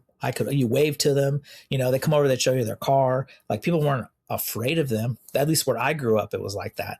And now I try to do that in some of the areas where I patrol, where people get familiar with me, they'll say my name and stuff. I like that kind of recognition, because when push comes to shove and you need some assistance, those people that recognize you as an officer who's doing your job and doing your job well will be more than happy to assist you, because they remember something you did on the back end some years ago. Just an example, and I'll let you respond. I was training this kid, and I tried to tell him, I was like, no matter what you do, no matter who you're dealing with, you've got to treat everybody fairly. You wouldn't believe how far it goes where you take the most hardened criminal and you refer to them as sir or Mr., whatever their last name is, Mr. Smith, let's say, because they'll remember that. You run into hundreds of people a day, right? But they only run into you once. So you have one chance to make an impression on that person. So we're going into juvie court, and this guy, he got gold teeth. He's just your typical dude I'd probably run into on any given day. He comes up to me, he's like, "Oh, hey, Officer Branch." I was like, "Hi, what's up?" He's like, "You don't remember me, do you?" And I was like, I had no idea who this guy was. Didn't remember him at all. But then he started talking, and the kid I'm training is standing right next to me. We just had this conversation 2 days prior. He starts talking to me, telling me about the issues he had with his child's mother, how I helped him kind of navigate that situation, get away from that. He was able to get custody of his kid, got himself on his feet, has a job, all because I was willing to listen to him, not arrest him initially, because once I understood his story, it made sense. Oh, he's not the aggressor. He doesn't need to be arrested for this. He actually ended up being the one who got domestic charges against her. And that put his life on a good trajectory. So he was at juvie court finalizing his custody for his kid so he could get out of that situation. He just wanted to thank me for that. So that's why I just trying to explain to him, and he could actually see it in real time. Hey, this is what it actually looks like. I mean, that just sums it up. It's those relationships that have been fractured. I don't think it was just the George Floyd thing. I think there were so many areas, and I've always said this. It's so unfair on law enforcement for a number of reasons. Firstly, when you see one of those gray area events, for example, no one ever says, well, how many shifts has that guy been forced to work back to back? When did they last get some sleep? You know what I mean? You try making a decision when you're cross-eyed because you're so exhausted. So there's that. But there's also, as we alluded to, Sweden, and even actually, they've had a little issue with violence recently, but Scandinavia as a whole, normally, in most parts of it, you're not seeing gangs on the street. You're not seeing homelessness. You're not seeing a lot of these issues. So what is it that we as a society are doing wrong that's making it harder and harder and harder to even be a police officer in America, full stop? And people complain about the tactical wear. Oh, they're going to war. It's like, well, yeah, because some of these streets are like a war. People are trying to kill them. We see it on the TV all the time. So I think one of the biggest recruiting tools would be, as a nation, just trying to show that we're actually standing behind, not waving a fucking flag with a blue line in the middle, but actually standing behind law enforcement and politically trying to address some of these issues that are making it so dangerous on our streets, whether it's, to help our police officers or just to help the civilians. I mean, what's happening in our schools. Every time there's a shooting, there's a World War I trench conversation on gun ownership versus all the other things that are contributing to this. When it comes to the gangs, like, where's the conversation again on the epic failure of drug prohibition? And people think, oh, is he just going to go in the grocery store and buy meth now? Like, no, dipshit. That's not what this is about. It's just that if you are an addict, you take some of that money from the epic failed war on drugs and you put it into, addiction counseling, mental health counseling, job creation, housing, and you get these people that, from an altruistic point of view that are struggling, and you help them, if you want to look at it in an economic point of view, that are using taxes to earning taxes, you get people back on their feet. Of course, you can't save everyone, but there's a lot of people that we could proactively invest in and get them to where, instead of finding themselves on the wrong side of the law, they're actually a contributing member of society again. But you don't hear that in the law enforcement conversation. You guys are just sent out like stormtroopers to mitigate whatever thing that politician in power at the time is telling you to do. whether it's go help ICE in this or go arrest these people for not having a vaccine or whatever the thing is, So I don't think it would take that much, but as you said, it's the messaging. It's getting back to that community policing. But, if you're worried about being executed in a Chinese restaurant while you have your lunch break, it's very hard to go from that to walking the beat like, law enforcement did in the 50s. Mm-hmm. No, 100%. To touch on what you said about the drug stuff, I think that was the big problem that Portland had for the past, I think it was like 3 years up until maybe the last like 6 months or so. They wanted to do the Portugal method, right? Let's legalize it, but let's make it to where there's safe places for this. We can work on rehabilitation X, Y, and Z, right? Well, Portland decided we'll allow open air drug use, but then never did anything on the back end. They didn't create the programs that they said they were going to do. Law enforcement didn't enforce anything on it. And then people were coming to them like, why is this guy sitting over here using intravenous drugs in front of my 6-year-old? This is a park. And the cops' hands are tied because they're like, well, it's perfectly legal for them to use this space. It's like, yeah, but aren't you supposed to take them and put them in a facility where they can get the assistance they need in order to get off of this? And they're like, well, they never set that up. The money wasn't spent there. And then 3 years later, they're like, oh, we need to make these illegal again because it's not doing what we thought it would do. But again, they failed to follow up on the back end of what they were supposed to do. They should have, and again, this is my opinion, I'm not an expert of this stuff, set up all the facilities and everything you need first. Then the last thing you do is make it legal. 100%. Then you've got everything you need to do it. Not like, hey, well, we think it's a good idea to make this legal because let's be honest, those people aren't voting. You know what I mean? They're like, oh man, they let us use drugs out in open space. We got to make sure to vote for them here in the next 6 months or 2 years down the road. That's not happening.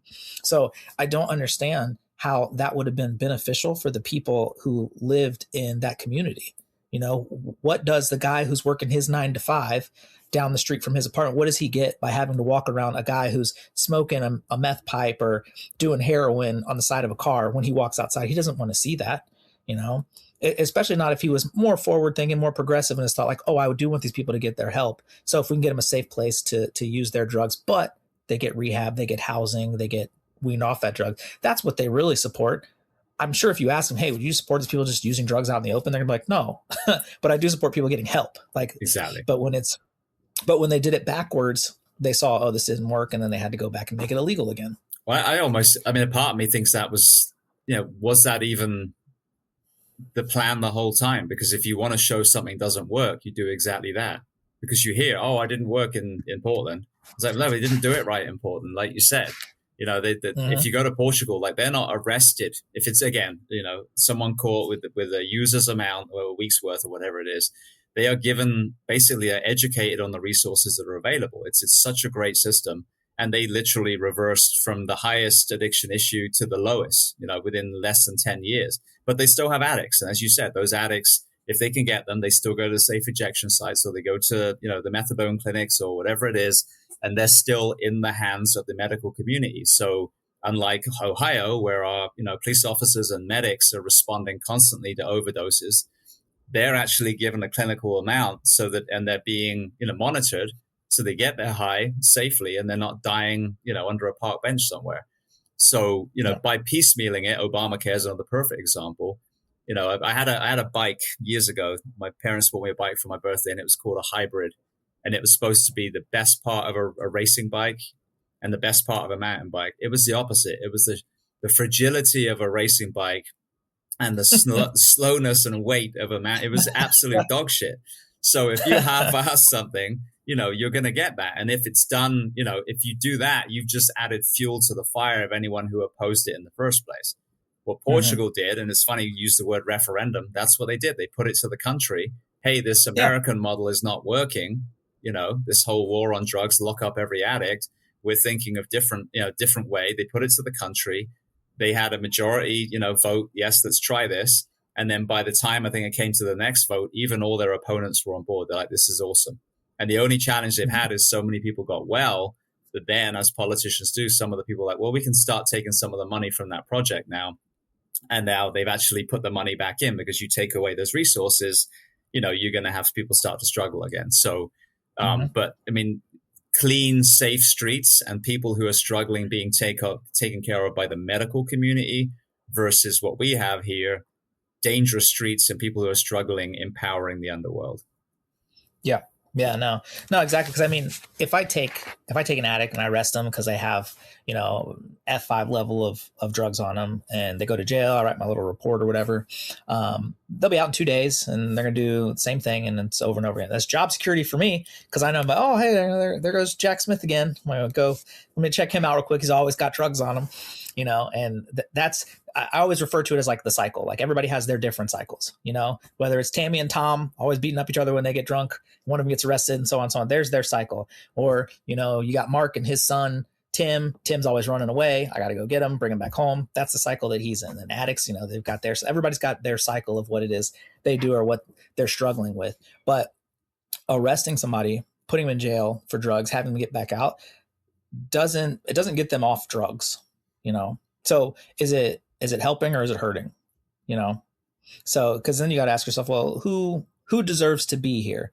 The guy who is caught in an abandoned shed behind a house with nobody living in it, who's doing some drugs because the neighbor saw him and called, or the guy who is constantly assaulting his loved one in the house?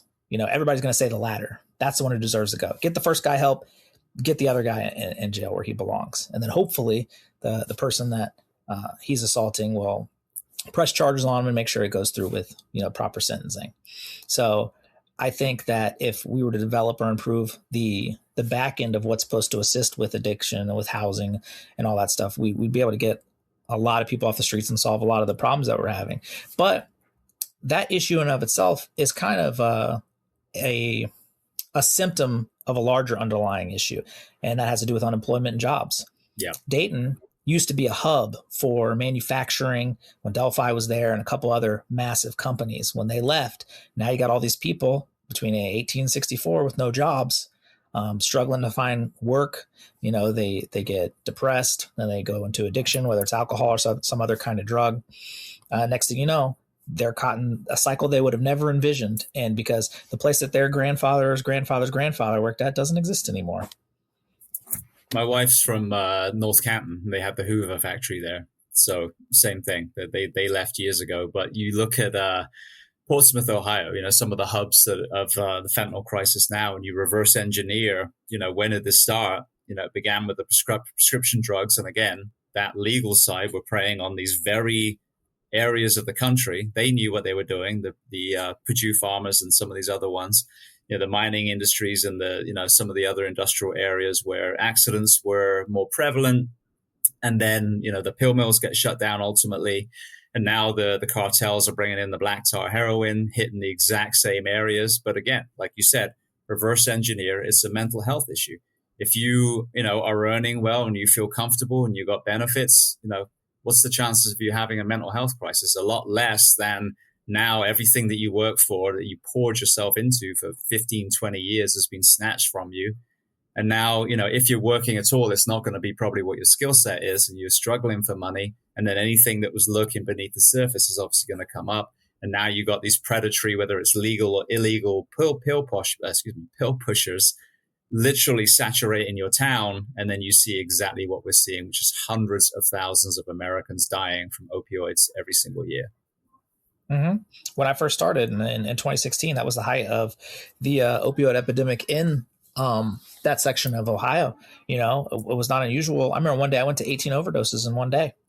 And because I was new and I was still really interested in finding out about people and kind of where they were coming from, I went from a 2-person, 1 fatal overdose directly after that to a 3-person overdose, and found these 2 kids in the basement.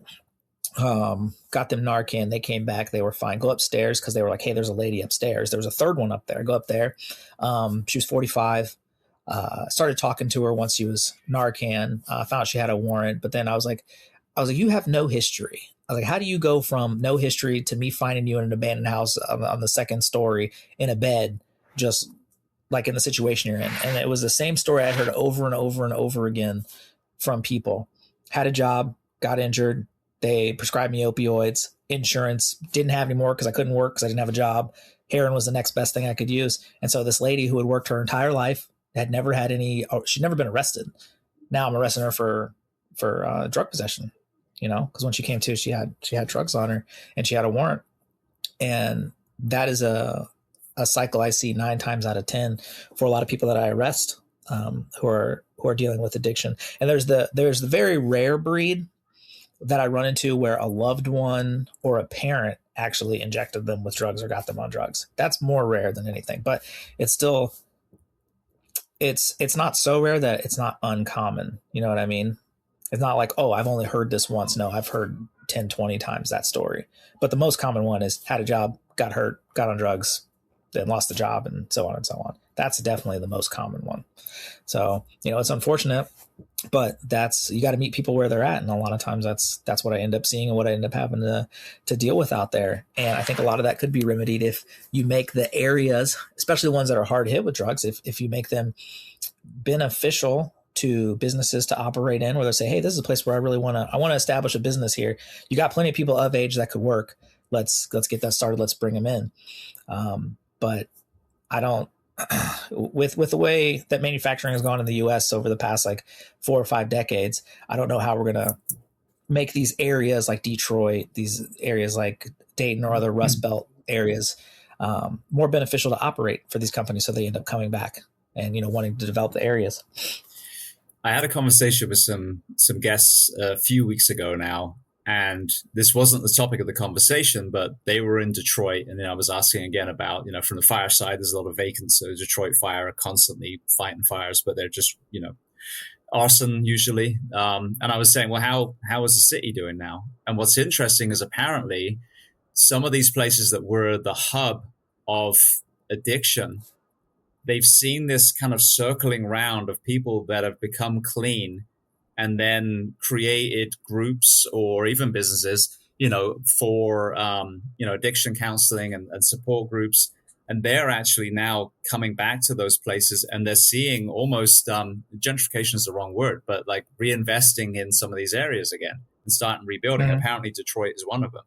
And it was funny because you talked about arrest. One of the huge successes of the Portuguese model is, say, I'm an addict and you detain me because I'm not being arrested, and you give me this education on what's available to me. I wasn't arrested. So I lost my job. I fell, I fell into depression. I hurt myself as well, was on these pills, found myself addicted. The pills went away. So now I'm going to heroin. You've caught me. But now I'm told, well, here are these resources, and you haven't given me a criminal record. So when I get back on my feet, I'm far more employable again. Here, how can you tell an addict, well, why don't you just get a job, or homeless, whatever it is, when you've got a fucking arrest record for being homeless or being an addict? Now, don't get me wrong. You beat people up for money or you rob houses, it's a whole different conversation. But if it's just those two things, you've you've set them up for success if you haven't arrested them, but you've given them this education. So I think this is what's exciting now, is there seems to be a movement where people are understanding what we've talked about today. We're seeing psychedelics and MDMA healing the very people that had to arrest people for it before, so the whole PTSD conversation. But I think there is an awakening now where people are starting to come full circle to where this all began and actually start bringing the solutions. And I hope, conversations like this will move the needle on how to do proactive addiction, address addiction in a proactive way so that we can get as many as we can back on their feet. There'll always be those ones that are just too far gone, and it's heartbreaking. But how can we get that large portion back on the right side of the tracks again? And then they become a force multiplier in helping other people. Yeah. I mean, and we have stuff like that. That's like outside of my scope of like what I do. I see it kind of more on the periphery because I know where they're not clinics, but I know where some of the locations are where addicts go to get rehabilitation and things of that nature. And I'll stop and I'll talk to them to see, is it working for them? Or if it's not working for them, why isn't it working for them? Ran into this situation actually. When was it? It was the day before Thanksgiving. This giant rehab facility, out of nowhere, the guy who runs is just like, y'all got to leave. And I was talking to people. I was like, well, what do you mean you got to leave? Like, where are you supposed to go? And like, well, the place ran out of money. It's been run out of money for 6 months. I talked to one of the employees. She's like, I haven't been paid in over a month. I'm still here though, trying to get these people somewhere to stay. I was like, it's the day before Thanksgiving. I was like, it's going to be it's a building. These people could just stay in the building, but no, the guy was forcing them all out. So you can you can kind of run into, like, that's a caveat with some of these places that allow you to get rehabilitation, but it's also places that you stay in, because if the funding runs dry and everybody's got to vacate, well, then where do they go? Well, they end up on the street, and they end up right back at square one doing the same thing. So the question then becomes, okay, how do we better prevent stuff like that happening in the future? Well, that's going to boil down to, like, well, who's running the place? Because the guy who was running this place, I've heard his name through and through the streets, and I've never heard anything good about it. So if I know that, and all the people there know that, how come the people above him who are providing this individual money are unaware of that? Either someone's lying, or someone is not being honest, which is like technically like the same thing, I guess. Either what they're saying is true and it is happening, or they have a misunderstanding about like what's happening. But because I've heard this individual's name for the past like 2 years, I even ran into like somebody from Homeland Security, I think, who's looking into the guy. I'm more likely to believe them because their stories are always consistent about what's happening there. So it sounds to me, if you're going to have an environment or a business like that where you're going to do rehabilitation and you're giving these people housing, it needs to be run by somebody who really understands how to keep that afloat. Because the last thing you want is to kick out 100 people the day before Thanksgiving to the streets when it's 27 degrees outside because it gets really cold here and they've got nowhere to go. Everybody was scrambling, like trying to find somewhere to be. And I was even to the point where, like, I was going to offer some people rides, and we ended up doing it. One of the rookie officers I was with, I was like, hey, let's throw their stuff in the back of the car. We'll put their bikes in there. And they said they had a place they could go because they were getting trespassed, I guess, for arguing. So we just took them down the street, and, they had a place to stay. But that was one of 100 people who were sitting there. Some people are in wheelchairs. Like, well, what do you do with them? You're just going to be like, oh, sorry, put them out on the curb. Like, here you go. Good luck. Lock the place up and leave. Part of me feels, you feel for them because you don't want anybody to be in that situation. But at the end of the day, there's only so much an individual like myself can do for somebody like that. I can kind of guide them. Hey, here's where you might be able to go. But sometimes it's not always feasible for them. Again, it goes back to what I was saying. What's being put on the shoulders of first responders, or police, or fire, or EMS, while everyone else kind of turns their head or is drawn into their TV screen. And this is it. I mean, we have enough resources to make sure no one is homeless, full stop. And people always say, oh, I know a guy, and even if you helped him, he wouldn't want to. Okay, well, then that's the guy. He's an urban camper now if he's choosing to be out there. But what about all the other people that don't want to be homeless, that do want to have a roof over their head and food in their stomach, and maybe not have to tie their dog to a lamppost while they stand by traffic, inhaling fumes for 9 hours a day, holding a cardboard sign. Like, I don't think that was in their wish list when they were in elementary school. You know what I mean? So I think that going back to that humanitarian thing, we have been in this environment that's so money focused for a long time. How do we get back to that humanity that we do have in this country? We are a very compassionate nation, I would argue. So, and then boil it down to the community level where we're helping our own, whether it's the homeless, the addicts, anyone else who's struggling, the sex workers, and getting them back to being in a place where they dreamed of when they were a child, because there's no desperate person out there dreamt of that when they were 3 years old. Sure. What I mean? So the big difference though between that example and then like the stuff with Haiti, as far as humanitarian stuff goes, is again, return on investment. There's a massive return on investment on getting an individual who is street ridden, addicted to drugs, getting them off drugs, getting them off the street, getting them in housing, getting them a job. They went full circle from being productive, being on the street, living that life, and then back to being productive again. Yeah. I've always said is you give a man purpose, and I'm just using man just as a general term. Give a person purpose, right? And they'll find a way to succeed on their own. But if you look at your life and you wake up and you open up, the lid on your cardboard box and look outside and there's no purpose to anything you're doing, you're not going to do anything. Yeah. So the return on investment on getting that individual off the street, getting them back on their feet, getting a job, it pays for itself, tenfold.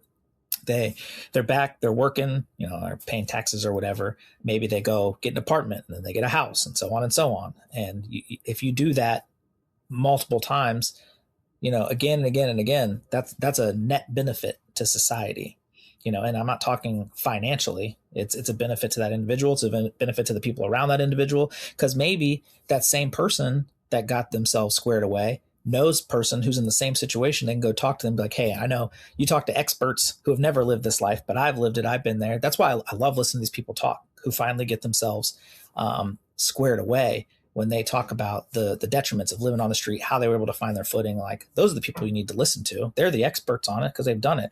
Not somebody who went to grad school and studied, homelessness from a book. They have no idea what they're talking about. Academically, they might. They can throw a bunch of statistics at you, but they've never been digging through garbage trying to find something to eat to make it to the next day, So I'd listen to the person with the experience versus the person with the knowledge they attained from reading in books. Absolutely. Couldn't agree more. All right. Well, one more area before we go to some closing questions. You are a high-level fencer as well. So again, we were talking last in 2021. So what are some of the kind of highs that you've had in that sport since? Like I said, in 2021, I was on the cusp of going to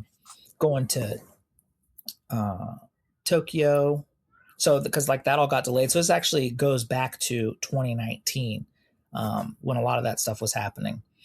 And because that all got kind of ruined by what happened with COVID, I was like, you know what? I'm done fencing. So I actually was just not going to fence anymore. I didn't officially retire from the sport, but I was like, I'm old enough. I'm not going to do it. So I stopped fencing. I didn't fence at all in 2022. And then I got a phone call from a retired rocket scientist, oddly enough.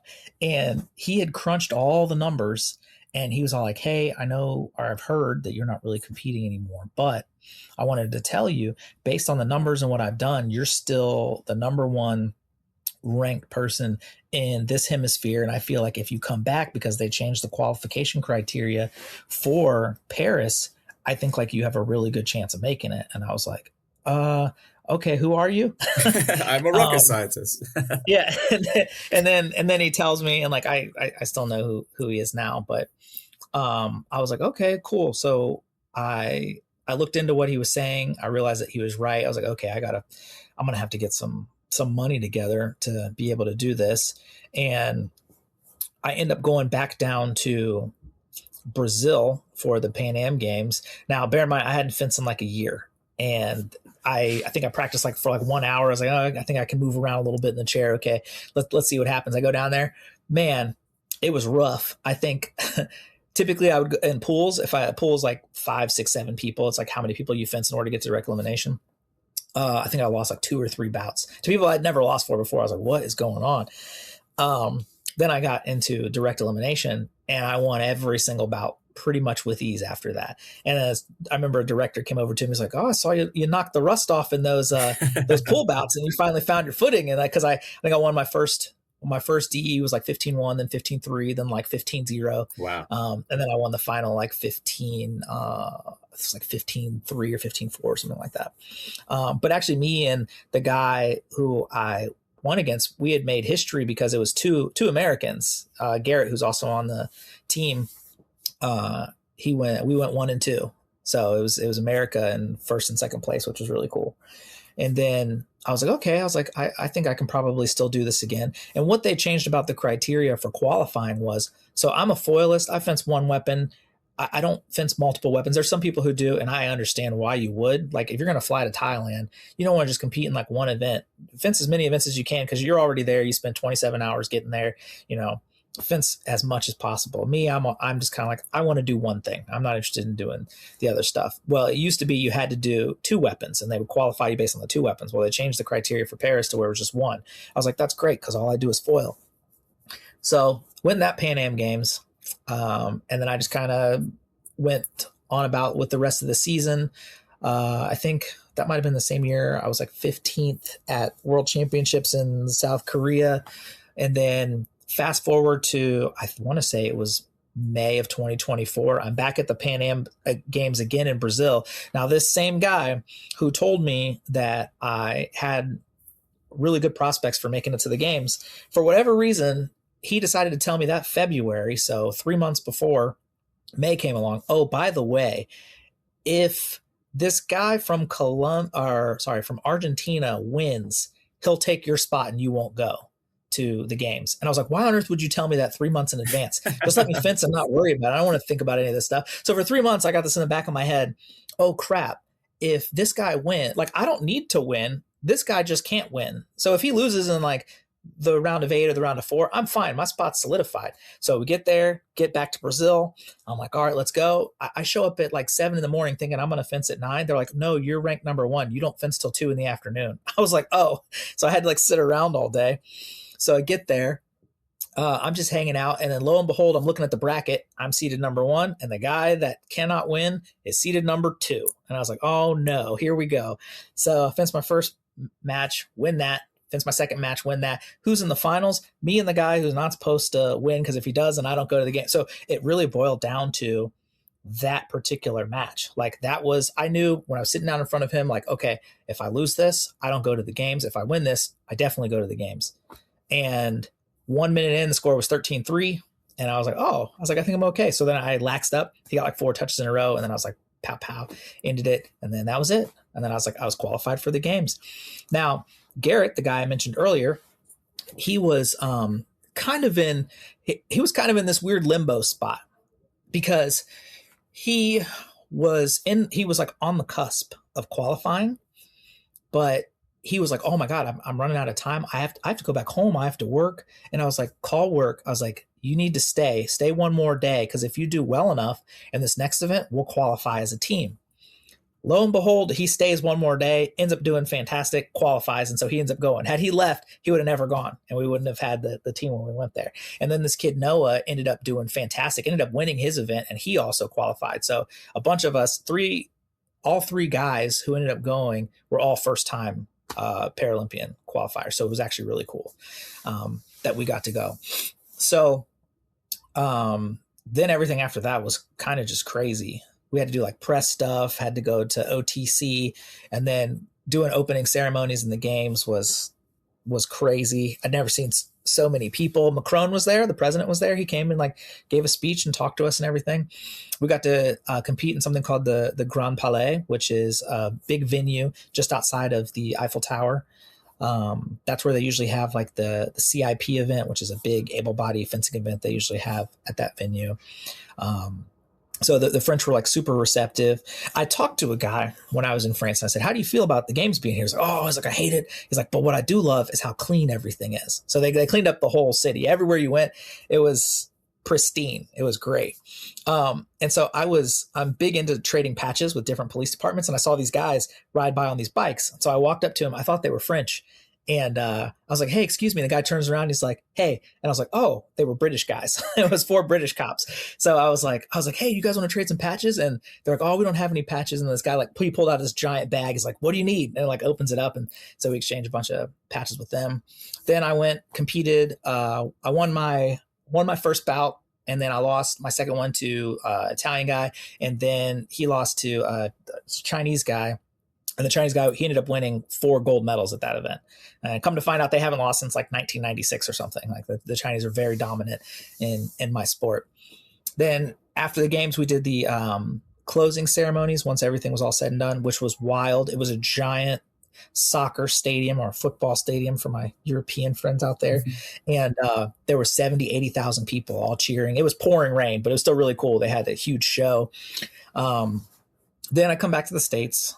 And that was in August. And then in September, was it September or October? Might have been October. Went out to DC, met the president. Actually, I have a picture with Hunter Biden, which is really funny because he was, I'm sitting at the bleachers. I'm sitting next to Garrett. And he was like, hey, who was that guy over there? Because this guy came out behind the bleachers and was like walking around, and then like he disappeared. And I was like, I don't know. And then he pops back up again. I was like, that's Hunter Biden. I was like, that's President Biden's son. Did he ask you for your email address? No. So President Biden ends up finishing like his speech or whatever, which was actually pretty funny. He was pretty funny. He comes over, starts shaking everybody's hand, saying hi to everybody. I saw Merrick Garland sitting just in front of like where the president was. So I was going to go over and get a picture with him, because most of these people I was with, they don't really follow politics. So they don't know any of these people. There was like 700 people there watching and everything. And I spotted Merrick Garland like right away. I was like, I'm going to go try and get a picture. But by the time I got up and walked over there, he was gone. So then I started walking through this little U, because they had us like walk in this U area where all these people could say like hello and congratulations to all the Olympians and Paralympians that were there. And lo and behold, Hunter's just kind of like standing there, like looking around. I was like, hey, Hunter. And he looks over, like kind of surprised that anybody said his name. And I was like, let's get a picture. He was like, oh. Okay. So I took a picture with him, and like that was kind of like my claim to fame for that thing. And then after that, went back home, and then I've taken all of 2025 off. I'm not competing at all this year. I've trained some, but and I went back to Washington State, where my coach lives, and have done some training out there. But my first competition is in February in Cincinnati, and I'm just going because it's close. I don't typically fence nationally anymore, but it's right there. It's a 45-minute drive from my house. So I was like, I got to go. And then, like I said, Bradenton is the first World Cup. That's kind of where I'll see where I'm at physically. And then the first qualifying event is in Brazil, I think in October next year. And then 2027 is when everything ramps up for LA. So we'll see how it goes. The nice thing is I feel like once you qualify once, the pressure of trying to qualify again doesn't feel the same. Like it's not really there. You're like, I've done this before. I've reached the pinnacle of like the highest thing I can do in my sport. Now everything else is kind of just like cruise control, really. You said there's 3 types. Is it foil, épée, and saber? Yep, those are them. All right. I fenced for a heartbeat a long, long time ago. I was trying to remember if that's right. So just for people listening then, what are the differences between the 3 types? Mostly so there's a concept of right of way. Easiest way to think about it is like whose turn it is to attack. So in foil and saber, just because I hit you first doesn't necessarily mean it's my turn. So whoever has right of way, that's what it'll qualify for. In my event, the easiest way to think about what target area is or where you can get hit is take a t-shirt, cut the sleeves off. That's it. You can be hit anywhere that shirt would cover, down to your waist. In saber, anything from the waist up is target, including your head, but not your hands. So everything from your wrist all the way to your waist and your head. And in that particular weapon, it's not a point weapon.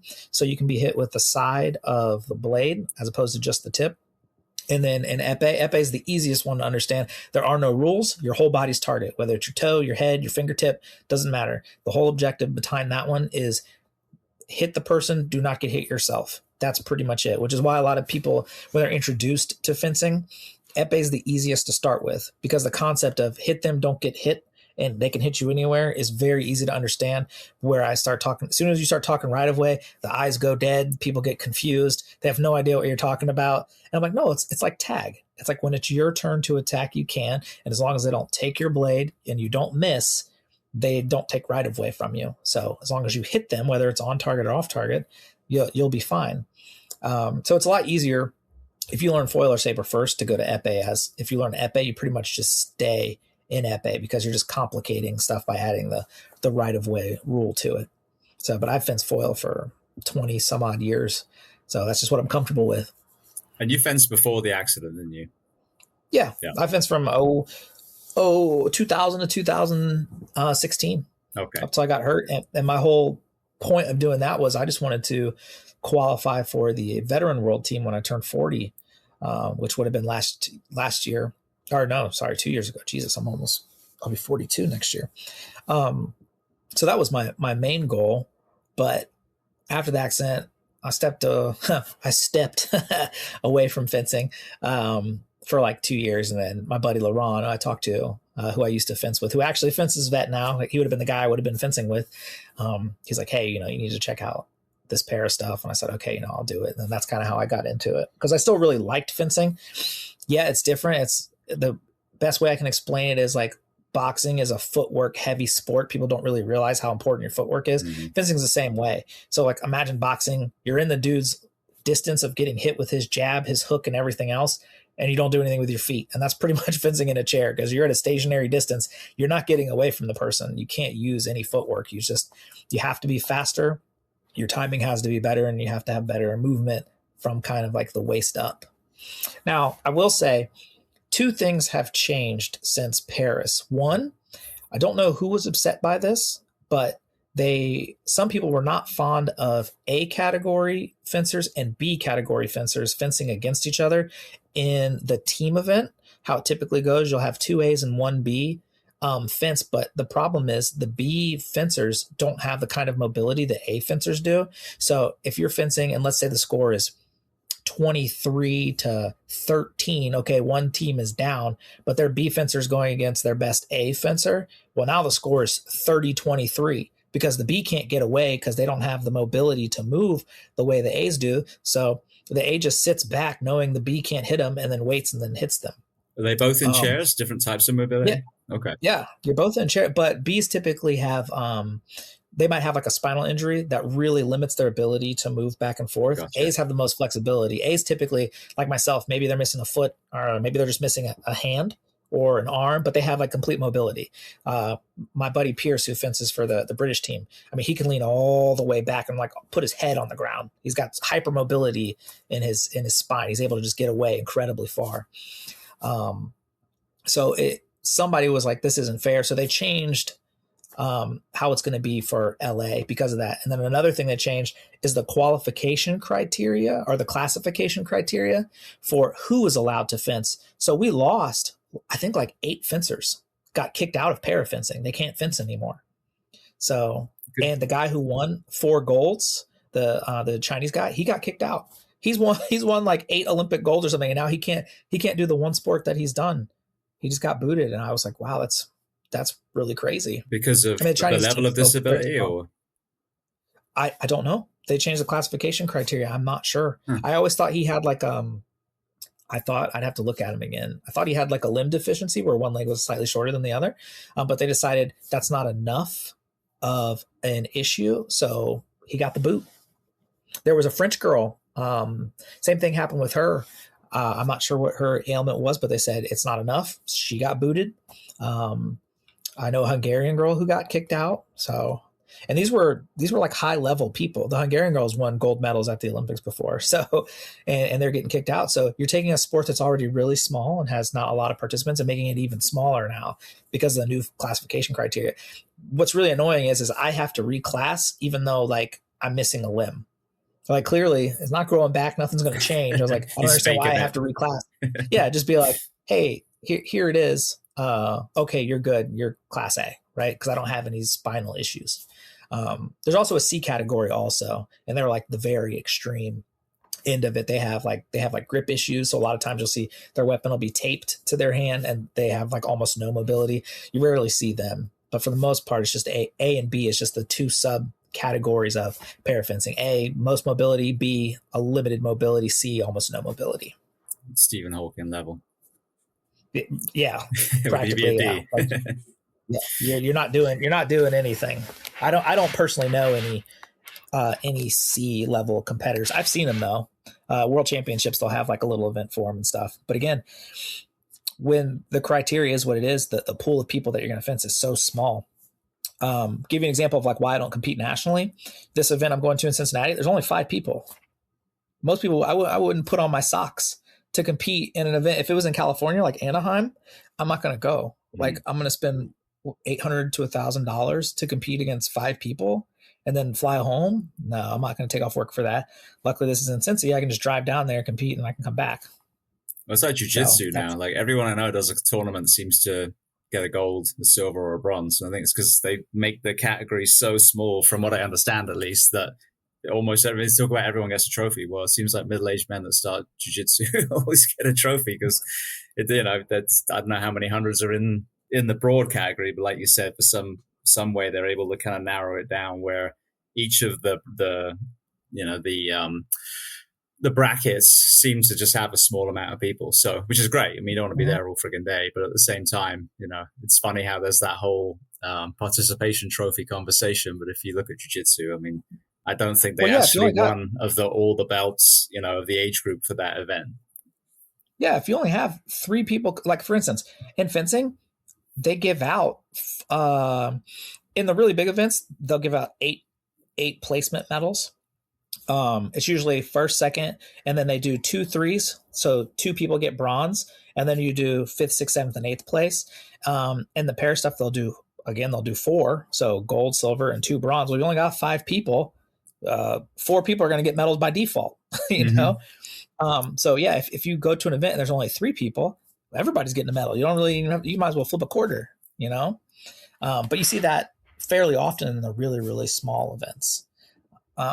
So that's why I like doing like the international events. You'll get a lot more competition, and it all depends on like where the events are. There's some places not a lot of people are going to show up. Surprisingly, America is one of the places. So yeah, we're having that World Cup in Bradenton. But something that I was unaware of was how many of the fencers from other countries need visas in order to come to the US. And sometimes they just don't get approved in time. and they just can't get here, or they're expensive. The first time I fenced in Brazil, I needed a visa to get in there. It was cheap. It was like $10. And the process took like 3 days, but it wasn't a hindrance to me. But I started noticing certain people from certain countries just weren't coming. We had an event in DC, and I was like, where are all these people? Like, oh, they couldn't get visas in time. And I was like, I didn't realize that was a thing. I thought you just came here because you wanted to come here. Like, no, I was like, their country requires a visa. I was like, oh, okay. So America, being so far removed from everything else, is typically one of the harder countries to come to. But everybody goes to, like, Poland. That was one where Poland's not super far from the Far East. So the Japanese, the Chinese, the Koreans will come. And then everybody in Europe, Poland's right there. They're all going to show up. And then it's really only a trip really for Americans. But again, it's not an expensive place to go to. So I'd spend more money going to Korea than I would go to Poland. So everybody likes going to that. It's usually a huge event. Amazing. All right. Well, I want to throw some closing questions at you before I let you go. The first one I'd love to ask, is there a book or are there books that you'd love to recommend? It can be related to our discussion today or completely unrelated. If you just want some really good some old school reading, Freedom in Chains by James Bovard. I think it's his name. Let me see. Let me see here. Oh, yep, that's it. That's a good book. And then also there's another book. It's called Fiasco: The American Military Adventure in Iraq by Thomas E. Ricks is really good. That book kind of explains how the U.S. military works with incredible military precision when it comes to fighting conflicts, but really struggled with the rebuilding process because, let's face it, the military is not for rebuilding, right? But it talks about all the different things that happen leading up to basically what ended up being a disaster that was Iraq, and kind of how it happened. So that was a fascinating book to read. I read that in grad school, though, probably 12, 17 years ago, a long time ago, but very good books. Yeah. Was it Halliburton made a crap load of money from that? Oh, a ton. Because when you go in and you do the stuff and then you're like, hey, this needs rebuilt. I have a company that rebuilds stuff. Oh, we'll contract you and we'll pay you 10 times what it costs, because we all know the government, just like, you get a government hammer, it's $100 hammer, not a $3 Stanley hammer. Government nail is a $50 nail, not a 5-cent nail. So yeah, that doesn't surprise me. There's all kinds of stuff like that happens all the time. Yeah. And again, we're talking about COVID. I think war is another one we need to have a discussion. Okay, how do we find ourselves in this? Did anyone benefit from it that may have maybe pushed us into this in the first place? How do we stop that happening again? 100%. Yeah. All right. What about films, documentaries, TV shows? Oh, well, the greatest TV show of all time is The Wire. You never convinced me otherwise. I just watched it. I don't know if you recommended it when we spoke before, but it had come up a few times, and I finally binge watched 5 seasons? I swear. I don't normally binge watch. I binge watched the shit out of that show. It was phenomenal. So now that you have, wait a year, go back and rewatch it, and you'll catch stuff that like you completely missed. For the longest time, it wasn't until the third or fourth time I rewatched it that I started to appreciate the second season. Because after the first season, you're like, this is so great. The second season, you're like, I don't care about these docs or the Greeks or none of that. And then you realize how important a lot of the stuff they cover in that season, our series is. Another great show. So my top 3 are going to be The Wire, Bosch, and Billions. Damian Lewis in Billions and Paul Giamatti are fantastic. Did you ever see Billions? I didn't watch that one, though. Okay, so Billions is about an SDNY attorney who just cannot stand hedge fund guys. He thinks they're all corrupt. They're all just stealing all types of money. Damian Lewis runs a giant company called Axe Capital, and it's literally, there's no action. It's all dialogue, and it's fantastically written. One of those shows where it's good from the first episode to like the last one. Like you'll be satisfied with like everything that happens in it. And then let's see, what's another good show? Have you watched Landman at all? I haven't. We're watching Yellowstone at the moment. But that's what I actually need to watch, because I guess another show came out called U.S. Marshals. My wife was talking about it yesterday, and she's like, oh, you have to watch Yellowstone first because the guy who's in U.S. Marshals is one of the guys from Yellowstone. I was like, oh my God. So Taylor Sheridan, he's been killing it with his shows. I've liked pretty much everything I've watched of his. I like the way that he writes. I did not know that he actually wrote Sicario. It was directed by Denis Villeneuve, But Taylor Sheridan actually wrote it, and I really like how that whole story kind of pans out. What else is really good that we watched recently? I can't think of anything else off it. Task was pretty good on HBO. That's only one season of that. That was very entertaining. I liked what they did with that show.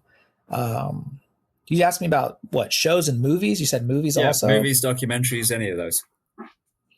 You know what? Predator Badlands was really good.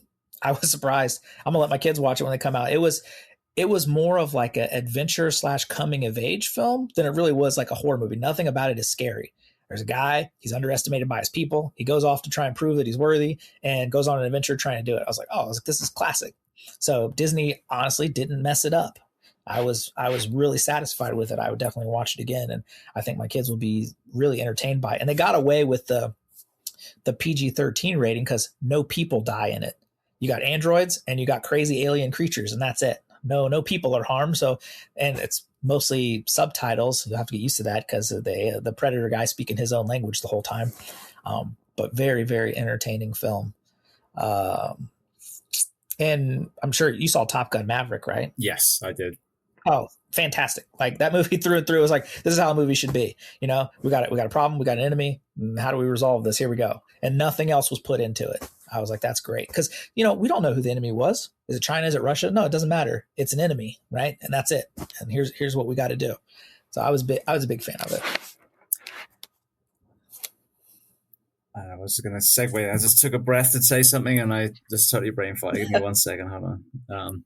Well, usually you ask me like, who else should you interview? Yeah, well, I was going to how do I make that flow?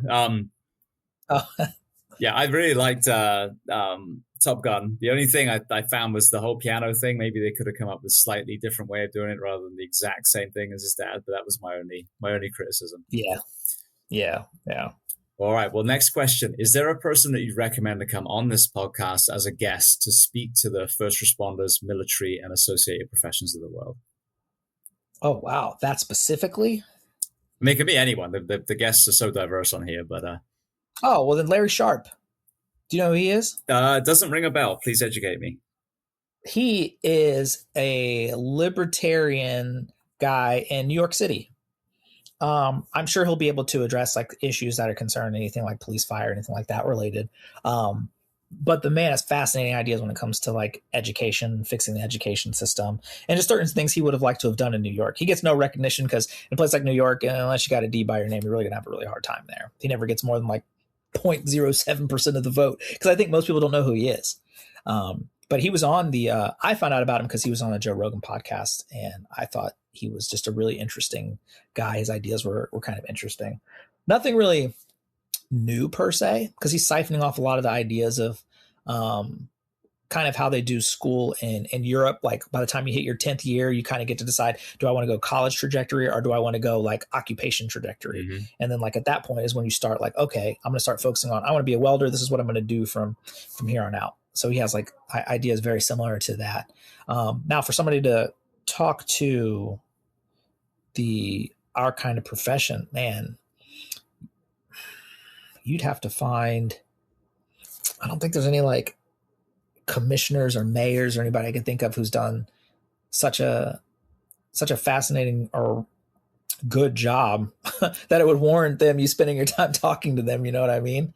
Like a retired police chief or something would be really cool. Hell, you know what? Get a hold of my old Major Weisman, the guy who's in Bradenton. He's the assistant chief down there. If you just text me and I'll get a hold of him and ask him if he's interested in talking to you. Cause I mean, he's done police work for years and I really liked him. And because he was more command staff level, maybe he can answer some of those questions that we can about the inner workings of like how that happens, where, yeah, it's easy for us to sit here and say, oh, blah, blah, blah, this is happening. And then he can explain the why of like, well, here's why it's difficult to do this. And there's some stuff maybe we're unaware of that's happening on the back end. Well, you got to get approval from such and such people in the state, so on and so on. Because I can give you a small example really quickly. When you get habitual runaways, right? Every time if a kid runs away on Monday, comes back on Tuesday, and then runs away again on Tuesday, comes back on Wednesday, every time they do it, you have to resubmit the same information to our record system that puts the kids into the leads database. So that way, if a cop runs across them in Kentucky, it'll show up as missing. Well, every time that happens, even though nothing has changed, the kid's height, weight, hair, eye color doesn't change. You have to resubmit that information every time. So I was like, why don't we do it where if we have a habitual and we know he leaves Monday, he comes back Monday, he leaves Tuesday, so on and so on and so on. Why don't we just leave that information in for like a week? So Monday through Friday. And if it doesn't change, then we go back and change it when it does. Well, it's because it's a state thing. The state requires you to do that every time. And until that law is changed, you don't have a choice to do that. So there's no like instant thing we can put in like, hey, here's the person that ran away. Oh, we have all their information. Boom, they enter it, they send it off. No, it has to be submitted every single time because we have to fill out these like dental forms for them, even if it doesn't change, even if they don't even have a dentist. Because a lot of times you run into kids at like group homes and stuff. They don't know any of that stuff. It's like, nah, the kid's name's Adam Smith. He's this tall. He weighs this much. His hair and eyes this. This is what he was wearing. Oh, okay. What's his dental information? Oh, we don't know. Okay. Well, then I don't have to fill out that piece of paper, but I still need to send it in saying they don't have this information because it's required by the state. So it might be something like that they're running into. So I think he'd be a good person to try and talk to. Brilliant. I appreciate it. All right. Well, then the last question before we make sure everyone knows where to find you. What do you do to decompress? Gym. I go to the gym, or I play a lot of heavy metal music. And I don't mean like listen to it, like actually I write it. So I play guitar and I shoot. So I recently, as I'm going to do the fencing stuff, I'm going to try and go to LA, but I'm working on transitioning into USPSA competition shooting. So I do a lot of competition shooting now, which is loads and loads of fun. Even just doing dry fire practice in my room or going out and physically shooting, because it's way different because it's a competition setting. There's one thing to like go out to a field, put a couple magazines in a gun and just shoot aimlessly with no purpose. You're just wasting money at that point in time. But if you're like, hey, I want you to engage these 3 targets at this distance, at this time, right, to, establish whatever you make up your criteria, that's when it becomes fun. Then it's a whole process. Okay, it's like, well, this is my closest target, so I'm going to engage this one last. You don't want to engage that one first because you don't even have to look at it. You start far, you work your way in, as opposed to starting close and working your way out. Because when you talk to the grand masters in the game, they're thinking about like the position of their feet. Stuff that doesn't even occur to me. No, they're like, when you enter in this section, you want your foot facing this direction. So that way, all you have to do is pivot at your waist and you don't actually have to shift your feet because that slows down your time. And like the way that they think about it's kind of how I think about fencing. Like I see more than just 2 guys with metal sticks clinking them together. I'm seeing like all the action happening. Like that's how the grand masters are in shooting. So I started getting into that because 1, I already like shooting firearms, and 2, it's just a lot of fun. And I'm a member of a club that's not too far from my house right now anyway, where they do that kind of shooting on a regular basis. And I might try and get into jiu-jitsu too, because I just like doing physical stuff. With that, even though we were closing out, with that exposure to a higher level of firearms, talk to me about your perspective on the standards in your profession when it comes to not only, like qualification range shots, but actual tactical weapons training, and then even integrating the fitness on that side. So the tactical aspect, I really can't elaborate much on that, just because I don't do a lot. I guess when I think tactics, I'm thinking like SWAT, how they enter stuff and stuff like that. But if you just mean like standard practice that police use in order to engage on individuals, I would like to see, 1, qualification standards are a joke. that just is what it is. I could give you a gun right now if you never shot in your whole life and you could pass the quals. I'll give you 10 minutes, no problem. You'd be able to pass them because for your non-shooters, you don't have any training scars. So you're going to do exactly what I say, exactly how I say to do it, because that's what I told you to do. Whereas if you're somebody who's shot for 20 years and I'm like, hey, do this. Well, this is the way that I do it. This is how I'm going to do it. Then you find out you're not passing the test, right? So the standards are so easy. I remember one time, just for fun, I did the whole test with just headshots and I passed it at flying colors. It's very, very easy. But again, there's a reason why they're like that, because you want everybody that you're bringing through that process to qualify. Well, then the question that I would ask is it more important to be accurate with the shots you put down range, or is it more important to qualify shooting at a paper target that's not going to be shooting back at you? Because what you see time and time again in all the statistics and everything that's studied, the average cop shoots like 11 rounds and like one hits, right? Because it's just, you're just shooting and all the fundamentals that you're taught and all that, because you only spend 5 weeks doing it in the academy, they kind of just go out the window, because you're not experiencing that stress when you're just standing stationary shooting at paper. It's very easy. It's calm. There's nothing about that is stressful. So we don't know, and we don't have an indicator of how you're going to behave in a high stress situation where somebody's actually shooting back at you.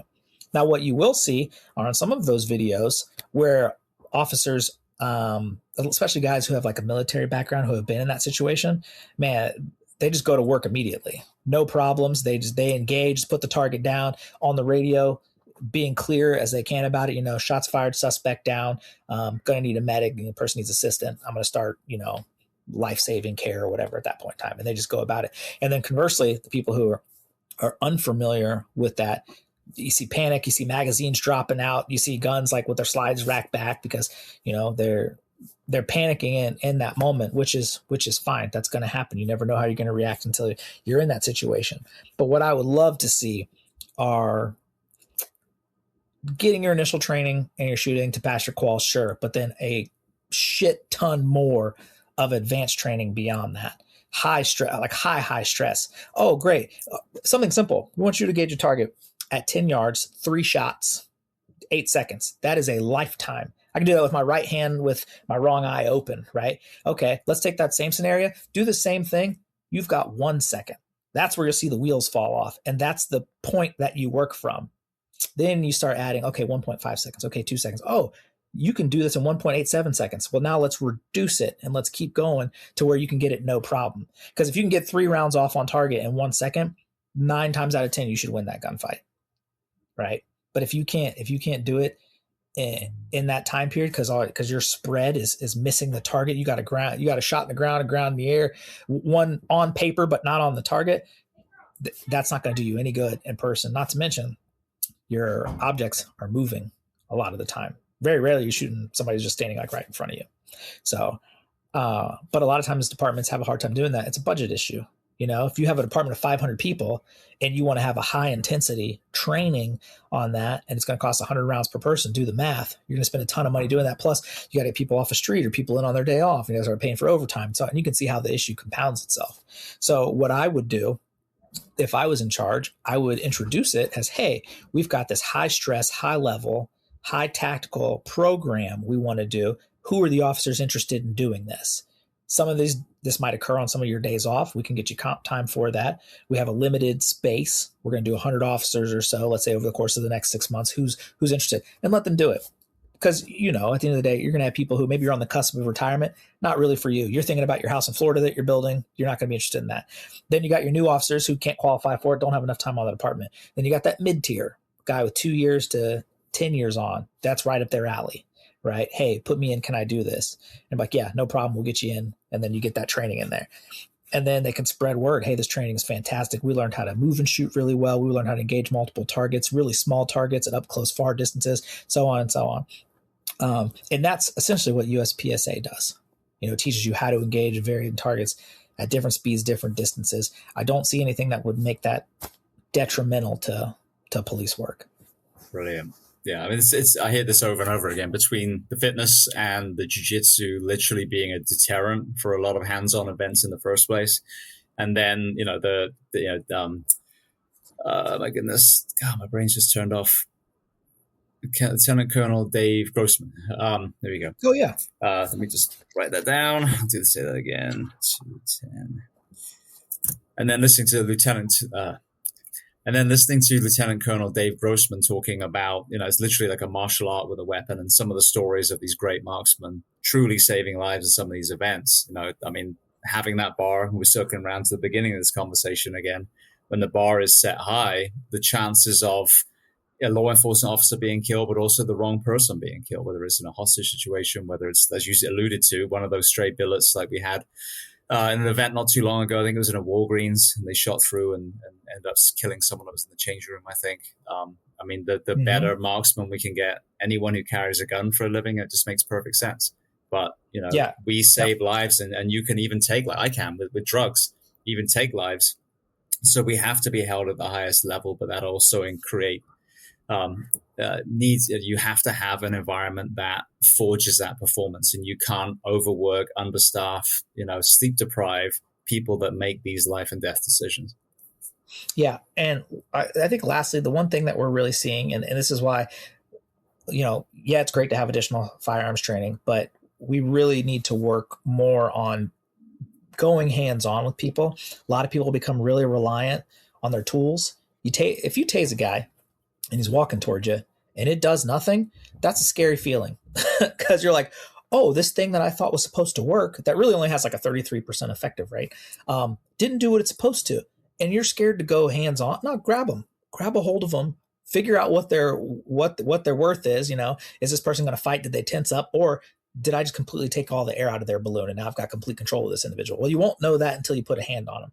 But you see a lot of times, a lot of officers, and I've seen it like in different videos, are really timid about going to hands-on because they're worried about either stuff on the back end, what's going to happen if I do this. Well, if you're tasing somebody, it's a use of force regardless. It's no different than if you grabbed him and you hit him a couple times. But I think being able to go hands-on really has to do with your own kind of like confidence. Like if you're well trained and what to do once you grab somebody, then you'll be fine. It's like I always tell people who are really fast runners, that's great that you're fast, you caught the dude. What are you going to do when you get him? Like if you're really bad at being hands-on, he's just going to work you. It's like, great, you caught him, but he's going to throw you off and he's going to keep taking off on you. But if you're really confident in your ability to control yourself, not panic when somebody gets on top of you, and you know how to work through that problem, you'll be fine out there. And you won't be reluctant to go hands-on with somebody. I've seen officers who are great with that. One, they're very confident in their ability to do their job. They got great command presence because they know if things go sideways and the guy does try something, they know how to handle themselves, and then they're not worried about it. But if you are, and you go out there and you are timid or you are concerned, you'll go to your taser and it doesn't work. Your pepper's not working because you're fighting somebody who's like high on PCP and meth and they're on like an 8-day bender and that stuff's not going to work. And then you don't go hands on it. Well, you're not going to shoot them. You don't have grounds for that. And if you do, well, then you're looking at a massive either lawsuit or a possible, prison term for that because you took it to that level. Yeah, the guy was in maybe like an induced psychosis and he was like beating up a fence, but he wasn't aggressive towards you. He was aggressive, but not towards you. And then you shot him as a result of that. You have a hard time explaining that to a jury. You know what I mean? Oh, I tried my taser, it didn't work. And he kept beating up the fence. I pepper sprayed him and he kept beating up the fence. Like, well, any time you turn around to like do anything to you? Well, no. What'd you shoot him for? So, but if you're confident on like knowing what to do, you got two people there. One goes low, one goes high, get them on the ground, get control of them, get them in handcuffs, and then you're good. But again, that's going to boil down to, okay, can we get people in for this more advanced training? Because you get get basic level training. And if you got that in the first 2 months of a 6-month academy, then you hit the street, you're off probation. And the next time you are in any physical altercation is 3 years from the time you learn that in the academy.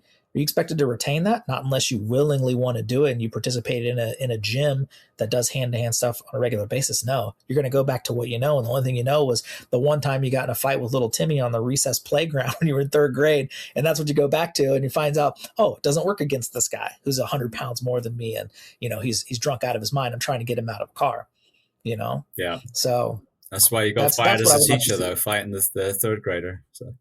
Mm-hmm. And so but that's what I would like to see, just more firearms, more hands-on stuff, because there's at no point in time where that's not beneficial. So a lot of times when I sign up for classes, that's just how I explain it. It's like there's no net negative reason to get more firearms training or to get more physical hands-on training. It's all beneficial to the job. 100%. I'll even take a class that has to do with report writing or just talking to people in general, communications. That's all a net benefit to the job. Absolutely. Well, for people listening, I know where to find you because you and I are what people call meme buddies. So for anyone else, where are the best places to find you online? You can find me on Facebook, just like it's my name, just Byron Branch, pretty generic. That's going to be all pretty much just fencing related stuff. Had to make it for media, publicity and stuff like that for the sport. And then it's Byron Branch is like my public Instagram account where anybody can follow me or ask me any questions about anything. I just got to make sure I spell my name right, because most people spell Brian and then never find me. But that's why I'm always like, no, it's Byron. That's the joke behind how I got the username. Brilliant. Well, I want to thank you. It's been such a great conversation. I really didn't have anything written down what we were going to talk about, and we've gone through 2.25 hours of conversation now. So I want to thank you so much for being so generous with your time again and coming back on the Behind the Shield podcast. Sure.